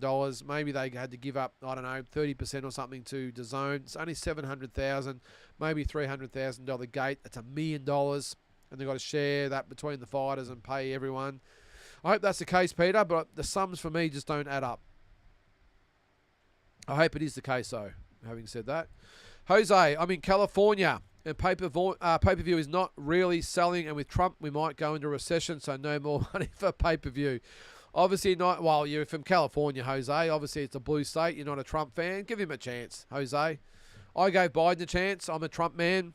When Biden came in, I hated that he got in. But all right, we'll give him a chance. The whole country went down the gurgler, Jose, and that's why I think in this instance, give our man Trump a chance. Not everything's going to be solved in 24 hours, but give him a chance. I don't think we can go any worse than what we are or what you are over there, Jose. And the reason I say we, by the way, is because what happens to you guys over in America has a trickle-down effect to the rest of the Western world. So I had a lot of people say, what do you care? You're Australian. You know, it's America. No. Whatever happens in America goes down to Australia, New Zealand, England, all the Western world. And so that's why a lot of us non-American countries are so fascinated by what happens to you guys over there. But it doesn't surprise me you're not a Trump fan, mate, being in California. But as I said, give him a chance. Damien says this country and definitely this state is obviously... is absolutely pathetic. Seriously, I'm with you, Damien. It is in a state of disrepair at the moment. Damien, I don't know how we fix it. Well, I do know one step is to get rid of the Labor Party. That would help. And not to say I'm a liberal man. I don't care who it is. Bringing in the Labor Party has destroyed this state. And I don't care who it is. Bring them in. We need a Trump-like figure in Victoria, mate, to drain the swamp. Because it is crawling with some pretty ordinary people, I will say, in this state. Peter says, businesses pass on the costs so we in Victoria can feed the Victorian Labor Party and all its little buddies. It's hard to get your head around. They voted those grubs back in. Yeah, I agree, Peter. There is a petition going around at the moment to stop the statue of Daniel Andrews at the moment. If you're a Victorian, get it out there and track it down. I haven't got the link there, or else I'd put it in the chat. Get on there and don't let these pricks back in the next election. They are scum, Peter, the Labor Party. They have ruined this state. Make Victoria great again, Peter. Still with Peter. What do you say there? It's not a bad day's work and he deserves every cent. What a champion he is. That is in regards to Opataya. People are not going to like this, but it gives Arafa a massive chance to KO Tim. Yeah, it's an interesting one, Peter. Look, I think if they fought next up, yeah, I think you'd have to give him a chance. I think if Tim gets a bit of confidence back, though, Peter, I think it's all one-way traffic, unfortunately for Michael. But if they fight next up, you've got to give Zarafa a chance. I mean, he's riding high. His confidence will be high. Tim's probably at the lowest point of his... Well, he would be at the lowest point of his career. No better chance for Michael Zarafa. But get a win or two under Tim's belt. Get a little bit of confidence back. I think that's one-way traffic. Tony, whatever happened to the Armenian Australian fighter Victor Chinian? For a little fella, he had the punch power of a cruiserweight. Very shy, quiet fella out of the ring. He is, Tony. Now, he's back in Armenia at the moment. He's Victor Chinian, mate. So he's gone back there after his career was over. And apparently he's enjoying life over there, doing really, really well. Peter, the practice matches are in February. Can't wait. Yeah, well, I'm not looking forward to the season, Peter. Not looking overly great for the Blues at this stage. Carl, CBS just got interviewed yesterday, and I've seen him say Zerdo is a better fighter than Jai. A whole lot of quackery going on there. I just think CBS has Jai Pataya's derangement syndrome, Carl. I just don't think he sees what's truly in front of him. He sees what he wants to see. And I don't think you can look at Zerdo Ramirez and say he's a better fighter than Jai. I just think, he just has this issue with Jai. He can't see the forest for the trees, mate. Andy says, I was hoping Jai chased the WBC while Zerdo defends WBA versus Dordicos, but WBC has Badu Jack fighting Ryan Rozicki. I did see that, Andy. Yeah, well, at least Badu Jack's back fighting. He hasn't been in the ring for a couple of years. So, look, end of the day, I'm with you. I agree I would have liked to have seen that, but hopefully the winner of Jai and Zerdo will fight the winner of Badu Jack and Ryan Rozicki, and we have an undisputed champion. Jose, I think boxing I'm assuming that's pay-per-view. It might be on its last legs. It was a good run. I think, Jose, that why would pay-per-views be on its last legs? That's the main income stream of these big fights. I'm not sure why that would be the case. I know streaming services are coming in. The only way I could probably see it happening, Jose, and I've said this before with the Tyson-Jake Paul thing with Netflix. If Netflix decided to get really serious about boxing, they could be a real wild card because they allocate money to movies, to documentaries, to docu-series, mini-series, whatever it might be. They have big budgets they put in. And if they looked at boxing as far as getting new subscribers, they could say, all right, we're gonna allocate, I don't know, $250 million a year to boxing because we reckon we can get X amount of subscribers to make that money back and watch all our other content. That might be the thing. So it might be free. So you might get one of these normal pay-per-views for free if you subscribe to Netflix for a year or whatever it might be. And they might look at it that way because they've got to look at their business people. They're looking at bringing in new eyes. And they've got budgets anyway.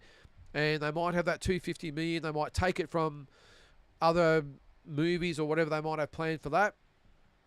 They might even, just for starters, maybe say $100 million. We might take that out of the movie budget or the mini-series budget, give it to boxing, see how many new subscribers we can get, like they did with Tyson and Paul. It was free, remember?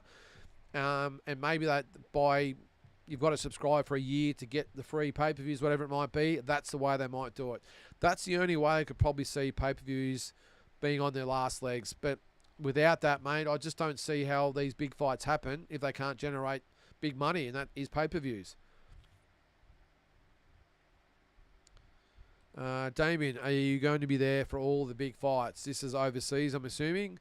Oh, sorry, the pub. Yeah, I'll be at all the fights, mate. Yeah, I'll be, no matter if there's a fight night on at the pub, I will be there. Yep, I'll be there. Now, I live an hour away. I'm in Mount Macedon, but I'll drive up the highway and be there for all the fights, mate, big or small. If there's a fight night on at the pub, I'll be there. It means I won't be able to do the watch-alongs, but whatever. I'll be there, mate. So, what is it? Sorry, Peter. What's that? This is CBS saying that because he wouldn't fight Jai and got smashed by Zerdo, and he's trying to position himself to fight Jack and hopefully have one last big payday. Yep. Agree, Peter? Yeah, I mean, he never even mentions Jai, does he? But he's been making noise about fighting Badu Jack. I mean, CBS, no, I just don't rate him at all. Tony, I heard Tim promised his granddad he would never ever give Michael Zarafa an opportunity. Seems his granddad has no time for Michael. Maybe the Mickey Hatton jibe cut deep. No doubt, Tony. And you're right, he did say that. Tim Tszyu said he would never fight Michael Zarafa, or he promised his granddad he would never fight Michael Zarafa. And if you see the relationship that Tim and his granddad has, if that is true, if he has made that promise, that fight ain't happening. He thinks so much of his granddad and has such a great relationship with him and respect for his granddad. As long as his granddad holds the line on his comment or his request, then it won't happen. Maybe he might say the same about Nikita. Nope. Nikita and Tim, neither one of you guys fight Michael Zarafa. So, and the Mickey Hatton jab might have, maybe did cut deep. I think it cut, obviously, the Tszyu boys, but also boxing fans. He just didn't do himself any favours at all, Michael. Now, at the time, the fight was set in stone, so probably he thought he could say whatever he wanted to. The problem is, of course, then he pulled out of the fight due to the pandemic reasons, and now he wants the fight, and Tim's saying, no, don't want you. Not going to happen. And I know it's easy for fight fans to say, why wouldn't you fight Zarafa? It's a big fight, Australians want it. But Tim, I think, is looking, or has looked in the past, bigger than Michael Zarafa. And while it makes sense now, I still think they would be having the meetings about how can we just avoid this guy, not avoid him as such, but how can we not fight this guy and just get on with our career? What's the best track without having to go through Michael Zarafa? And maybe they have plans. Well, you think about it. If Tim Tszyu fights a tomato can next and gets the win, he's back on track. All of a sudden, Tim's back. Here we go again. He maybe has one more fight after that, and all of a sudden he's back in the big time. And if a Fundora type of opportunity comes up, well, guess who's going to slot straight in? It's going to be Tim Tszyu. They still think a lot of him over there. He's got some rebuilding to do. but that is the way he bypasses Michael Zarafa. As soon as he gets back overseas, again, Michael Zarafa is a memory. So I agree that Michael Zarafa should be pushing it as hard as he possibly can at the moment, because this is the best time to get Tim. But it's whether Tim wants or needs Michael Zarafa in return. That is the big question. So, Double G. Hang on. Sorry, I missed one there. Ryan Gray. Tim is better fighting a lower-ranked American. If the titles are his focus, money fight maybe Zarafa. Well, you could have both of those options there, Ryan. Fight the lower-ranked American first, and then fight Zarafa after that for the big money fight. Then go back to America. All right, Double G. Speaking of event promo, back in the day, Troy Glover told me he was friends with Kostya. Weeks later, Geno, Kostya, and Gary Sinclair show up for Troy's gym opening. His brother Joe beat Fennick. Is that right? Okay, I didn't know that. Well, there you go. Well, sometimes you got to be in the know. Maybe I could do that. I might give Glenn Jennings a call and say, mate, how much is it to get Tim Tszyu down here to make an appearance for us at the pub? I don't think he'd be overly cheap, though, unfortunately. He has been to Bendigo before, though, so you never know. Where's the new pub? It is in Bendigo, Peter. Bendigo, Victoria. David, okay, I heard the Saudis' vision is until 2030, and that's only, 6 years away, including 2025. 25, 26, 27, 28, 29, 30. Oh, till 30. So, yep, 5 years. 5 to 6 years. Not long, David. It'll go very, very quickly. Damien, 25 years since our last flag. Should just put our teams down. So 25. Oh, so you're an Essendon. That's right. You're an Essendon supporter. I'm with you, Damien. It's been hard, especially seeing what's Collingwood won. 3 flags in that time? Have they? No, 2010. 2 flags. It's hard, but Damien, very hard. And to see Collingwood in the finals nearly every year, winning flags every year, losing grand finals, whatever, that's probably a good thing to see. But the fact they're actually in grand finals, and Carlton and Essendon just cannot get the shit together. When you got even Richmond getting the shit together, Damien, we still can't do it, mate. Not good. Anyway, enough of the footy. Dean, didn't Carlton say on the news McKay had no serious damage? Yeah, well, I didn't have the heart to say that, Dean, but he did complete the match sim. He just didn't do any contact work. I think he did complete the match simulation there, Dean. So it's not all lost, but when someone like McKay is sort of built out of paper mache sometimes, and that's why I'm taking it serious, because they mightn't have thought it was serious. They take him for scans and he's out for half the season. That's the sort of guy McKay is, and the sort of luck that Carlton has at the moment, Dean. So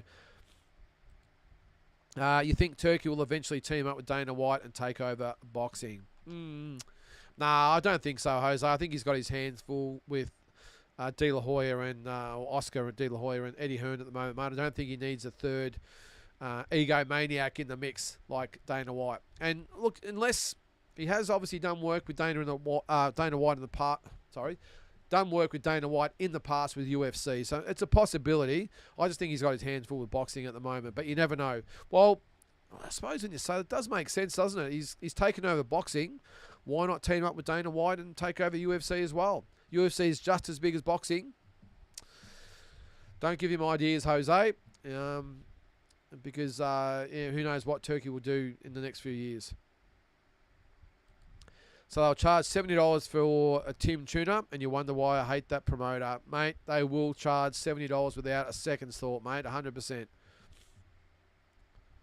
One of the reasons my pub stopped showing fights was because a lot of the blokes that came were fighters themselves, so fitness fanatics, and would just order water. Yeah, not a bad call there, Paul. Yeah, it's probably got the...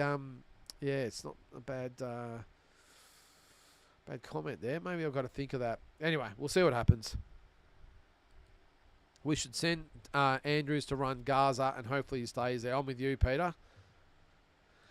Double G, remember that saying back in the day, when America sneezes, the whole world catches a cold. Yeah, it does, Double G, but when it also, takes a deep breath and takes in the sunshine, well, the rest of us do as well. And that's what I'm hoping happens with our man Trump, who this time tomorrow will officially be the President of the United States. Love it. Cal Jane, hope you put VB on tap. Look, strange enough, Cal Jane, VB does not sell on tap down here. It is Carlton Draft, and I think I've told this story back in the day when we had the pub.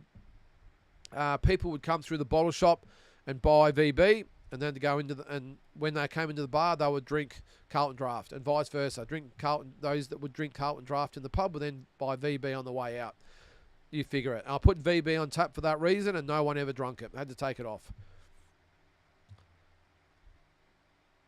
Tszyu had 2 losses and will lose again when he fights Victor Ortiz. Yeah, well, that's a long way away, Jose. I don't think he's in line for a Victor Ortiz fight for at least 12 months, I wouldn't have thought. Oh, sorry, what did I say? Victor. Virgil Ortiz, of course. Sorry, guys. Victor. Who's Victor Ortiz? Fought Mayweather, of course. Yes. Yes, that guy. What's that bad? He's a leftist, doesn't know what the hell he's talking about. Sorry, don't know that one. Sorry. Peter, CBS is nothing more than a good domestic fighter. Mustanak was destroying him till he suffered the broken rib. Yeah, I don't think a lot of CBS, Peter. I think Jai Patai would absolutely take him apart. David says Zerdo has a padded record. He isn't anywhere near as good as some might think. I'm with you to some extent there, David. I think I've said it'd be a tough fight for Jai, but I think Jai wins comfortably. I think faster hands, faster feet, better movement. I just think Zerdo's just way too slow and predictable to give Jai any problems. Can't wait, says Carl. I got Jai putting on a masterclass 9-3, 8-4 at best. I'm 100% with you there, Carl. This is the fight with Zerdo. I'm looking forward to Better Beef and Bivol card. Best card in modern times. I agree, Carl. That is the best card I've seen probably ever. To think they've got Daniel Dubois and Joseph Parker as the co-main is unbelievable. Who else was on there? Oh, there's too many to even name. I was Ortiz and Madrimov. I mean, it's just some great fights. All great fights. Probably the one time I will get up is it Shakur Stevenson and Schofield as well. The one time I actually might either get up at 3 or stay up for the whole night and watch the whole card. All great fights. I'll keep going through the comments there. Yep, Tim made the promise not to fight Michael to his pop. Hope he stands by that. Yep.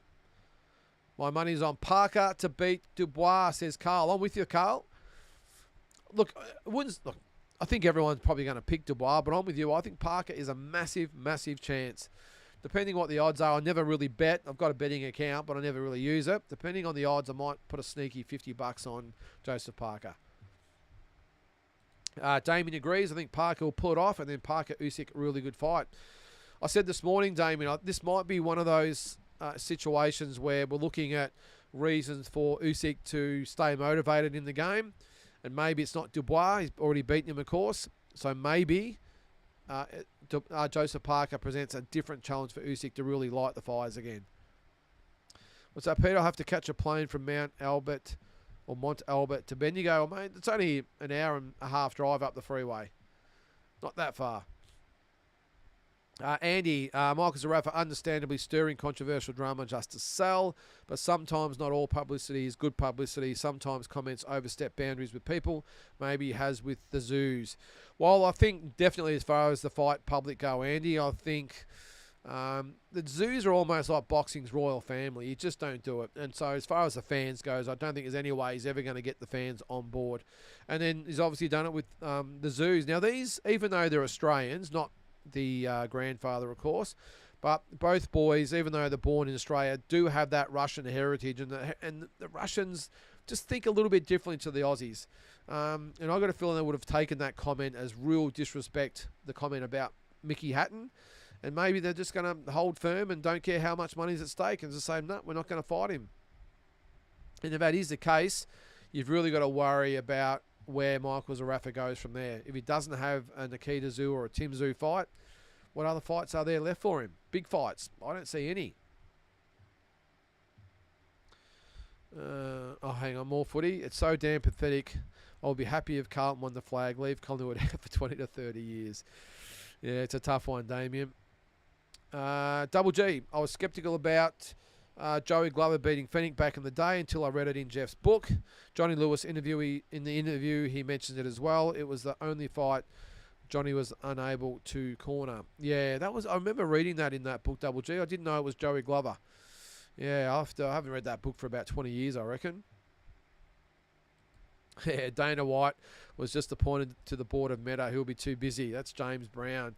Yeah, well, it's a major shake-ups there, isn't it? Isn't it funny, though?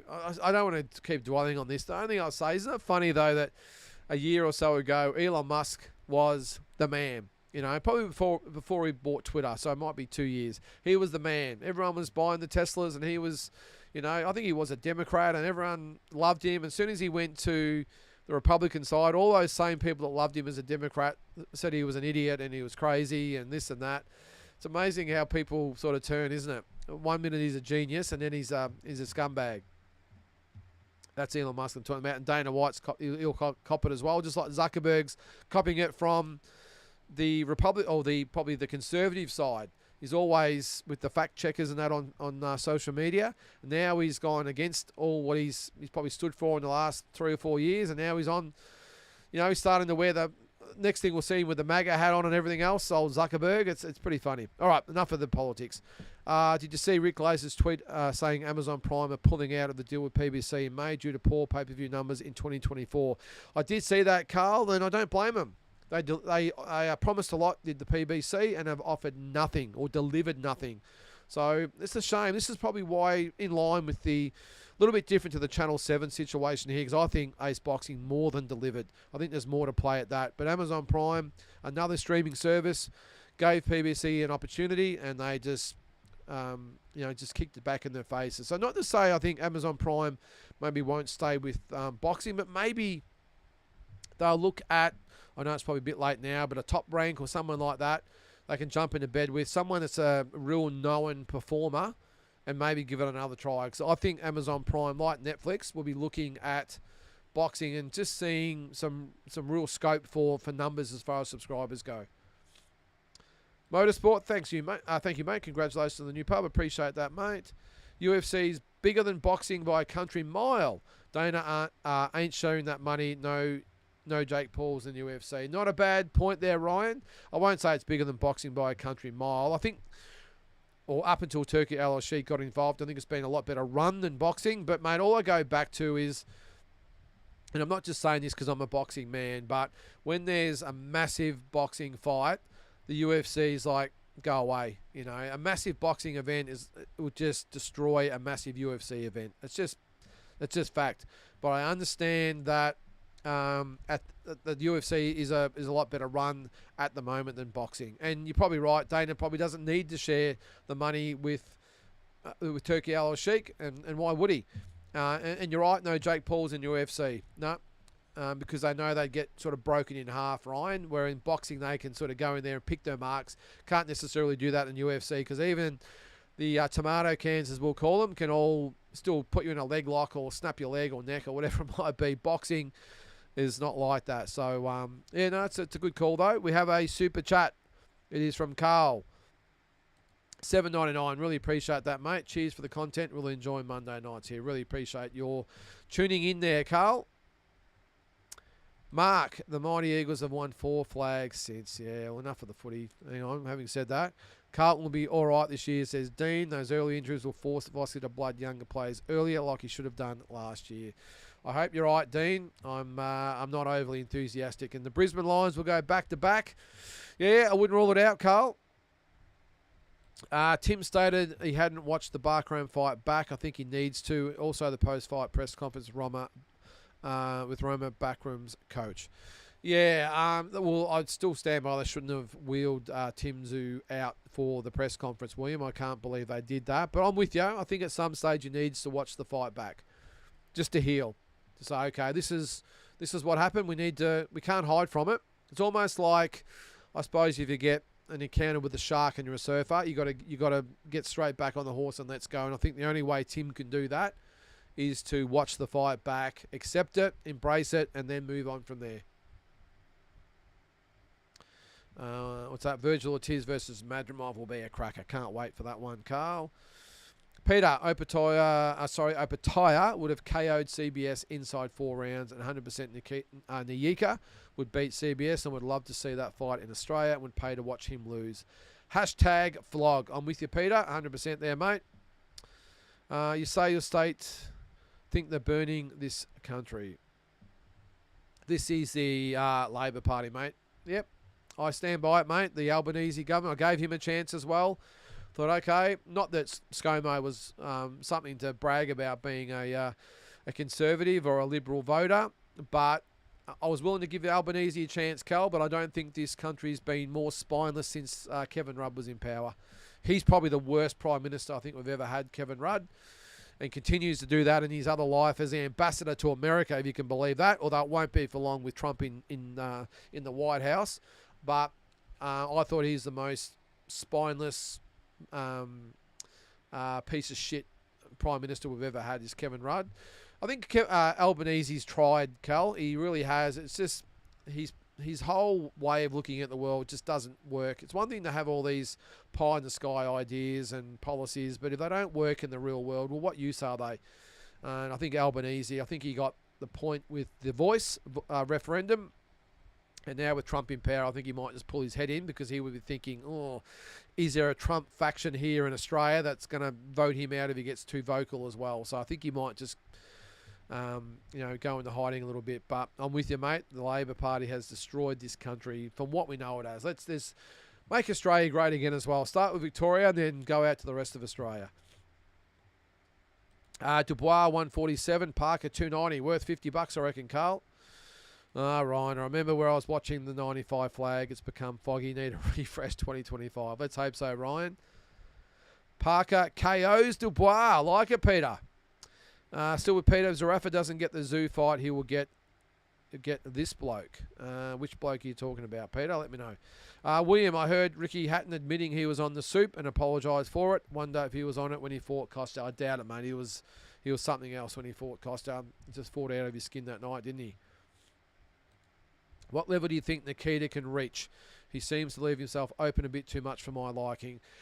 Right here at the moment, Dennis, I think he's domestic level. And I love Nikita, a great character and a good fighter. But if I'm being honest, I don't like the way he gets hit, he gets hurt.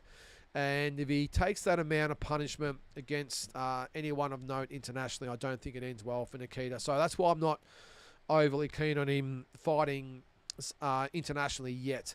I think another 12 to 18 months, no rush, but he's not ready at the moment, mate. I think, and we saw what happened to Tim internationally by being not maybe defensively efficient. I see Nikita at the moment taking way too many punches, not being able to hold or defend. So he needs a lot of work. But he's a sensational talent, and I love his character. I just don't think he's anywhere near level ready for that level of competition just yet, mate. Tony, remember watching Ricky Hatton Costa Tszyu live all those years ago? Hatton kept hitting Costa under the belt. He did, or below the belt. Time and time again, I bet he did some awful damage to Costa downstairs. Very dirty. Yep, probably Tony. It took its toll, no doubt about that. A bit sweaty in here. All right. Big fan of Nyika, says Peter, and would love the New Zealand Oz fans to get behind him. Yeah, I agree, Peter. Great talent. Let's just hope he can recover from that fight with Jai, because that would have taken a lot out of him. That was a big knockout. All right. Andy says, Dana just shows what happens when it's run by a dictator. At least in boxing, free market allows boxers more flexibility to move when chasing money fights. That is one good point you make there, Andy. By having a monopoly and running it like a dictator, that is why UFC fighters aren't paid peanuts compared to boxers. So, because they have got that bargaining chip or the bargaining tool to use. I wonder how long that lasts. So if Turkey has, if he has complete control of boxing, we will see. What's that, Damien? What did Zarafa say to the Tszyu? He said he was going to be Mickey Hatton when he fought Tim Tszyu, Damien, and that was in reference to Ricky Hatton when he stopped Kostya back in 2005. Peter, 100% Elbow is an absolute spud and still playing university politics. I'm with you, Peter. He just cannot read the room. A lot of them can't. Kamala Harris couldn't either. Read the room. People obviously don't like what you're putting up. Look, all you got to do is jump on like here in Victoria, we've got the Herald Sun. And when there's certain articles and stuff, they've got the comments below. And if it's anything to do with something like Elbow, like take The Voice, for instance. Anything to do with The Voice. And they did polls and all that on the website as well, on the Herald Sun website. 99.5% of the comments on there were against The Voice. The polls on there were 99.5% against The Voice. But still he kept persisting. He kept saying, no, and all he did was make himself look bad and set his own agenda back. Read the room. America couldn't do it either with Kamala Harris, with all the bullshit, like trying to buy celebrities to give her endorsements. People just threw straight through that. People saying, hey, I don't want celebrities. I don't care. Tell us your policies and we might vote for you. And they didn't. While Trump's stating his policies and going and talking to the masses on the Joe Rogan show and all the rest of it, and paid dividends. Kamala Harris, like the Democrats, just stuck in their ways and elbows, I think, is doing exactly the same thing, which is why, if there's anyone of note, Peter Dutton's still a bit dubious about. I just don't think he's a very likeable type of guy. But if he plays the cards right and they put up the right argument and go down the right marketing route, I suppose you want to call it, then Albo will be out, because again, they haven't read the room. No, we're right, and no, we want these supposed policies. They don't work, guys. And people have had enough. They've had enough. And I've got no doubt they'll vote accordingly. Anyway, enough of that. Sorry, I'll keep moving on. What's that, Double G? 1970 and 80, Australia was fantastic. Now, just 50 years later, it's yes, I agree there. Double G. Why do all our prime ministers, or Labor prime ministers, look like pillow biters? Oh, Carl. But good point, though. Good point. We might get rid of you there, Skylar. That is not a very nice comment from Skylar Jamison. We will move on. Thanks, Ryan. All the success.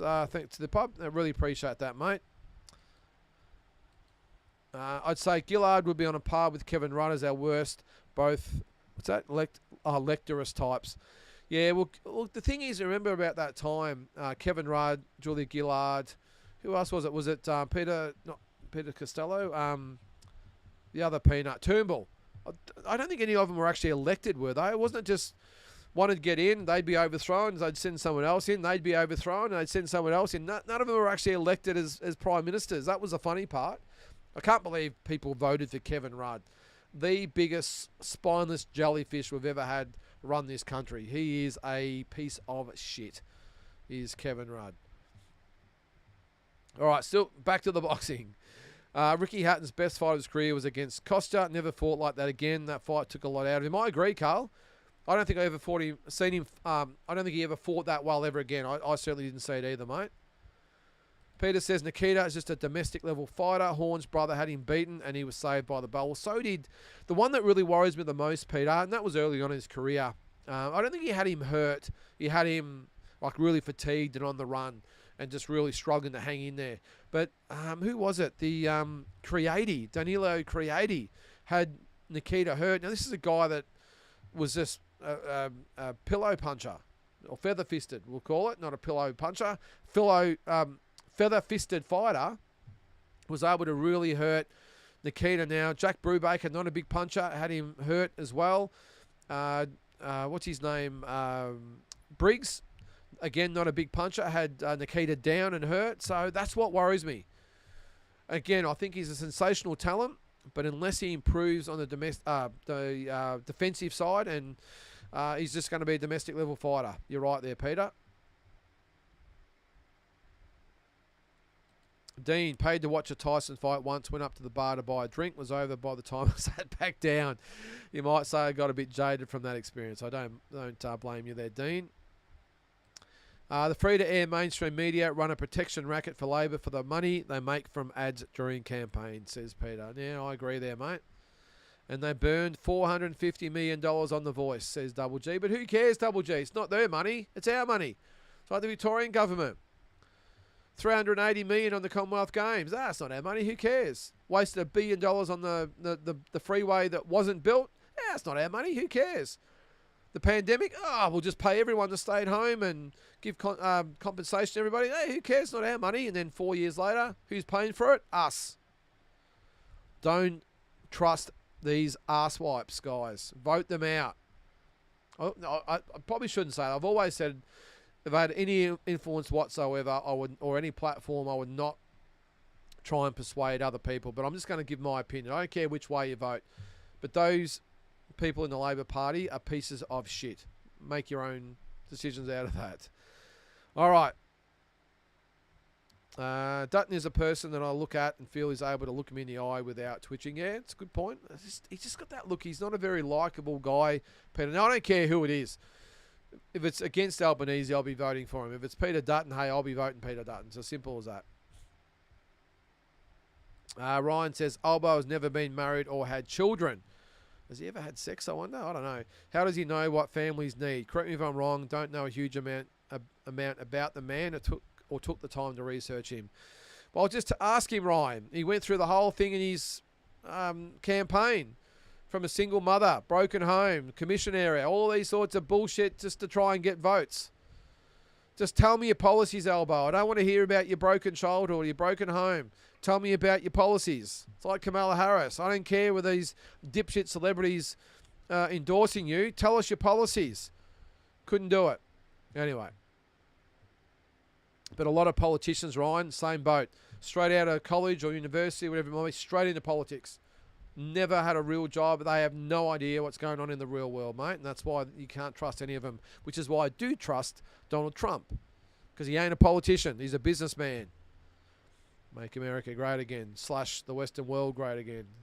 Sorry, guys. I'm going to get people turning off here. All right. William G. Might come down from New South Wales when you get the pub going. Could I park my van in your car park? Could be a good thing. Pub near Braidwood does similar. Just a thought. Come on down, William. We've got a massive car park, mate. Plenty of room for the RV, mate. Just no cooking up the back like Breaking Bad, all right? Just park down the back and you can even plug into our power, mate, if you want to. Damien, let's all move to Miami. I hear you, mate. I'd move to Texas if I was going to go over there, Damien. I was going to say Boston. I love going to Boston, Massachusetts, but it's a bit of a blue state, a bit more liberal there. Texas for me, mate. I'd be going to Texas for sure. What's that, Peter? The Victorian government blew $600 million on the Commonwealth Games. That should just say it all, guys. $600 million. Well, what's that? Albo, not a likeable person, and his girlfriend is a coasty. Whatever that is. Yes, Ryan. This time tomorrow, mate, Donald J. Trump will be the 47th, not Prime Minister, what are they over there? The President. Labor have never told us what the renewable fantasy is costing us. That's what I'm saying, Peter. Let's go renewables and get rid of gas and coal and everything else. Well, what's the option, Peter? What's the alternative? Oh, well, we just can't have gas or coal just because. All right, well, how about nuclear? Oh, my God, we can't have nuclear. Oh, my God. Why not? There's such thing as clean nuclear energy. I think we're all just being brainwashed about, this whole explosion nuclear thing. Well, apparently it's... I don't know a shitload about it, by the way. All I'm saying is these guys, like you say there, Peter, their policies it's just fantasies. That's all they are. All right, good call here, Dennis. All those great fights Trump promoted, you got to love that. Doesn't get the credit that he deserves, Dennis. Back in the day when he was in Atlantic City, he had the Atlantic City casinos. All the big fights were in Atlantic City. Tyson Holmes, Tyson Spinks, Tyson Williams, Vander Holyfield, George Foreman. A lot of those big, massive fights were all in Atlantic City, all promoted or co-promoted by Donald J. Trump. All right. Would you fuel up in Texas with an Uzi tax? I'll tell you what, Carl, here's one for you guys. If you're ever in Texas, you've got to check out Buc-ee's. It's a rest stop or something. It's not a truck stop. They don't let trucks stop there.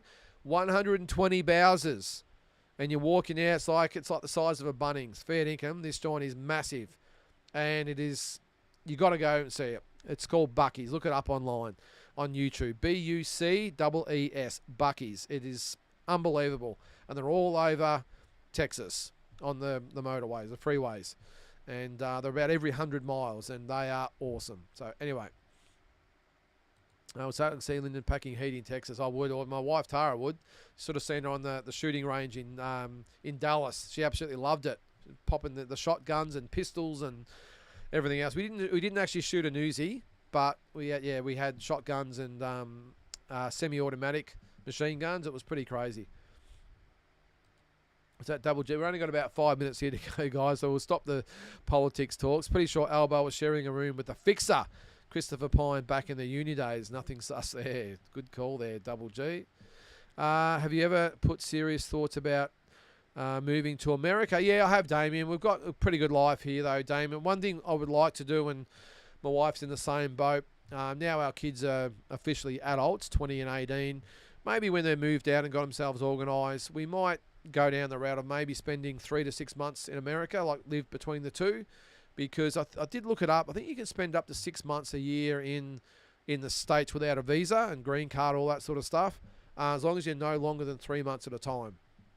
So in a perfect world, it might be 3 months here, 3 months there, 3 months here, 3 months there.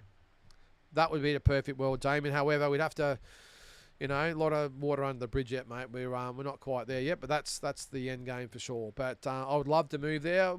Australia, such a great country, and I love America as well. But yeah, it's always good to come home, mate. And that's why I'd like to maybe have the best of both worlds, and 3 months or 6 months in Australia, 6 months in America, maybe one day. And if I was there, it'd be not Dallas or Texas would be good, but Tara and myself, we love Boston. Boston's a beautiful, beautiful city, and the Celtics are there as well. What have we got? All right, Cal Jane, as a sports fan, what do you think about comments made by NBN host about Novik? Think it was bloody sad. Yeah, I did see that, Cal. That was Tony Jones. That was piss poor. If you didn't see it, it was Tony Jones on Channel 9. He said something in front of the Serbian fans that Jokic was a loser and he should get out, all that sort of stuff. I know he was only joking and trying to be a smart ass, Cal, but he might lose his job because of it. Who knows? I'd say what they'll do is pull him from the tennis. He's a out and out flog, is Tony Jones, Cal. So I wouldn't be losing 1 second sleep if they did oust him. But yeah, I think you've just got to, keep being a professional in that situation, Cal, and don't be a smart ass. What's that? Yes, Mark. In the Don we trust. Watch your back, Mr. and Mrs. Smith, the movie. What's that, Ryan? Not sure about that one. All right, guys, we've got a couple of minutes to go. Any last comments? Let me know. Anything else you want to discuss as far as politics, as far as boxing, the pub, whatever it might be. But that's always been a big week. Just another one, if you're a walking boxing fan or a watcher, no episode tomorrow. I've got to be in the car early up to Bendigo to the pub to do a few different things and have a meeting with my guys up there as well. So no walking boxing tomorrow. There you go, Peter. You've met Tony Jones. He's a top bloke. Okay. All right. I never met him. I only go by what I see on TV, Peter, and I must admit I'm not a fan, but if you've met him in real life, then I'll take your word for it, mate. I think Novik overreacted. Yeah, probably to some extent, Dean. He probably did. He probably did overreact just a little bit. It was more so his supporters, I think, Dean. But I just don't think when you're in that position, you be a smart ass. I think the supporters took it. I think actually it was more so the ambassador, Serbian, is it Serbian? Yeah, Serbian ambassador to Australia. I think he was the one that was most outraged. I don't think Novik's had a lot to say about it. I'm not sure. I haven't watched any of the tennis, but I think the Serbian fans weren't overly happy. But whatever, we are a bit precious these days, aren't we? Carl, what's the name of the pub again, mate? It is the British and American Hotel, Eagle Hawk Road in Ironbark. It is, or Bendigo, you may as well say. Yep, the British and American. So no doubt we'll have the British and American flags all over the place. I think it's a good name. I really like the British and American pub. Maybe we'll have some, maybe that's what we should do, put British and American fighters on the walls. Fight posts. I don't know. I'm just grasping at straws at the moment, guys. But the name is, the British and American Hotel. Follow it on Facebook, Instagram. I've just opened accounts. There's pretty much literally no one following it at the moment because I haven't really put it out there. But if you want to follow Instagram and Facebook, the British and American Hotel in Bendigo, jump on and follow the pages and keep up to date, even if you can't get to see the fights. Oh, there you go. Okay, met Tony at my daughter's engagement. You wouldn't meet a nicer person. Okay, well, I'll take that back, Peter. I'll take your word for it, mate. So Double G, Wide World of Sports intro back in the day. Rick Desnick smashing into the Pobble. Oh, I remember that. Was that his name, Rick Desnick? Oh, who can forget that? Wide World of Sports when he's running and smashes into the horse. That was crazy. The pommel horse, that is crazy. Just last question here, guys. How do you like the chance of Tim fighting Fundora this year, mate? I answered that a little bit earlier, Flash. I don't think it happens at all. I don't think Tim will be in a position to fight Sebastian Fundora. It's got to get back in the ratings first, mate, and then we'll see how he goes. Well, guys, that is it. That is 2 hours, all done. Who would have thought... well, it always goes really quick. Who would have thought it would go that quickly tonight? It just literally seems like we've been speaking about half an hour, but... it's always a great time talking to you guys here every week. It's always a highlight of the week. So until next week, again, no walking boxing tomorrow. I'm not sure we've got anything else planned from memory. There's no fight week coming up. We'll just see you next week here on Talking Boxing. And as always, thanks for tuning in, and we will catch you next week.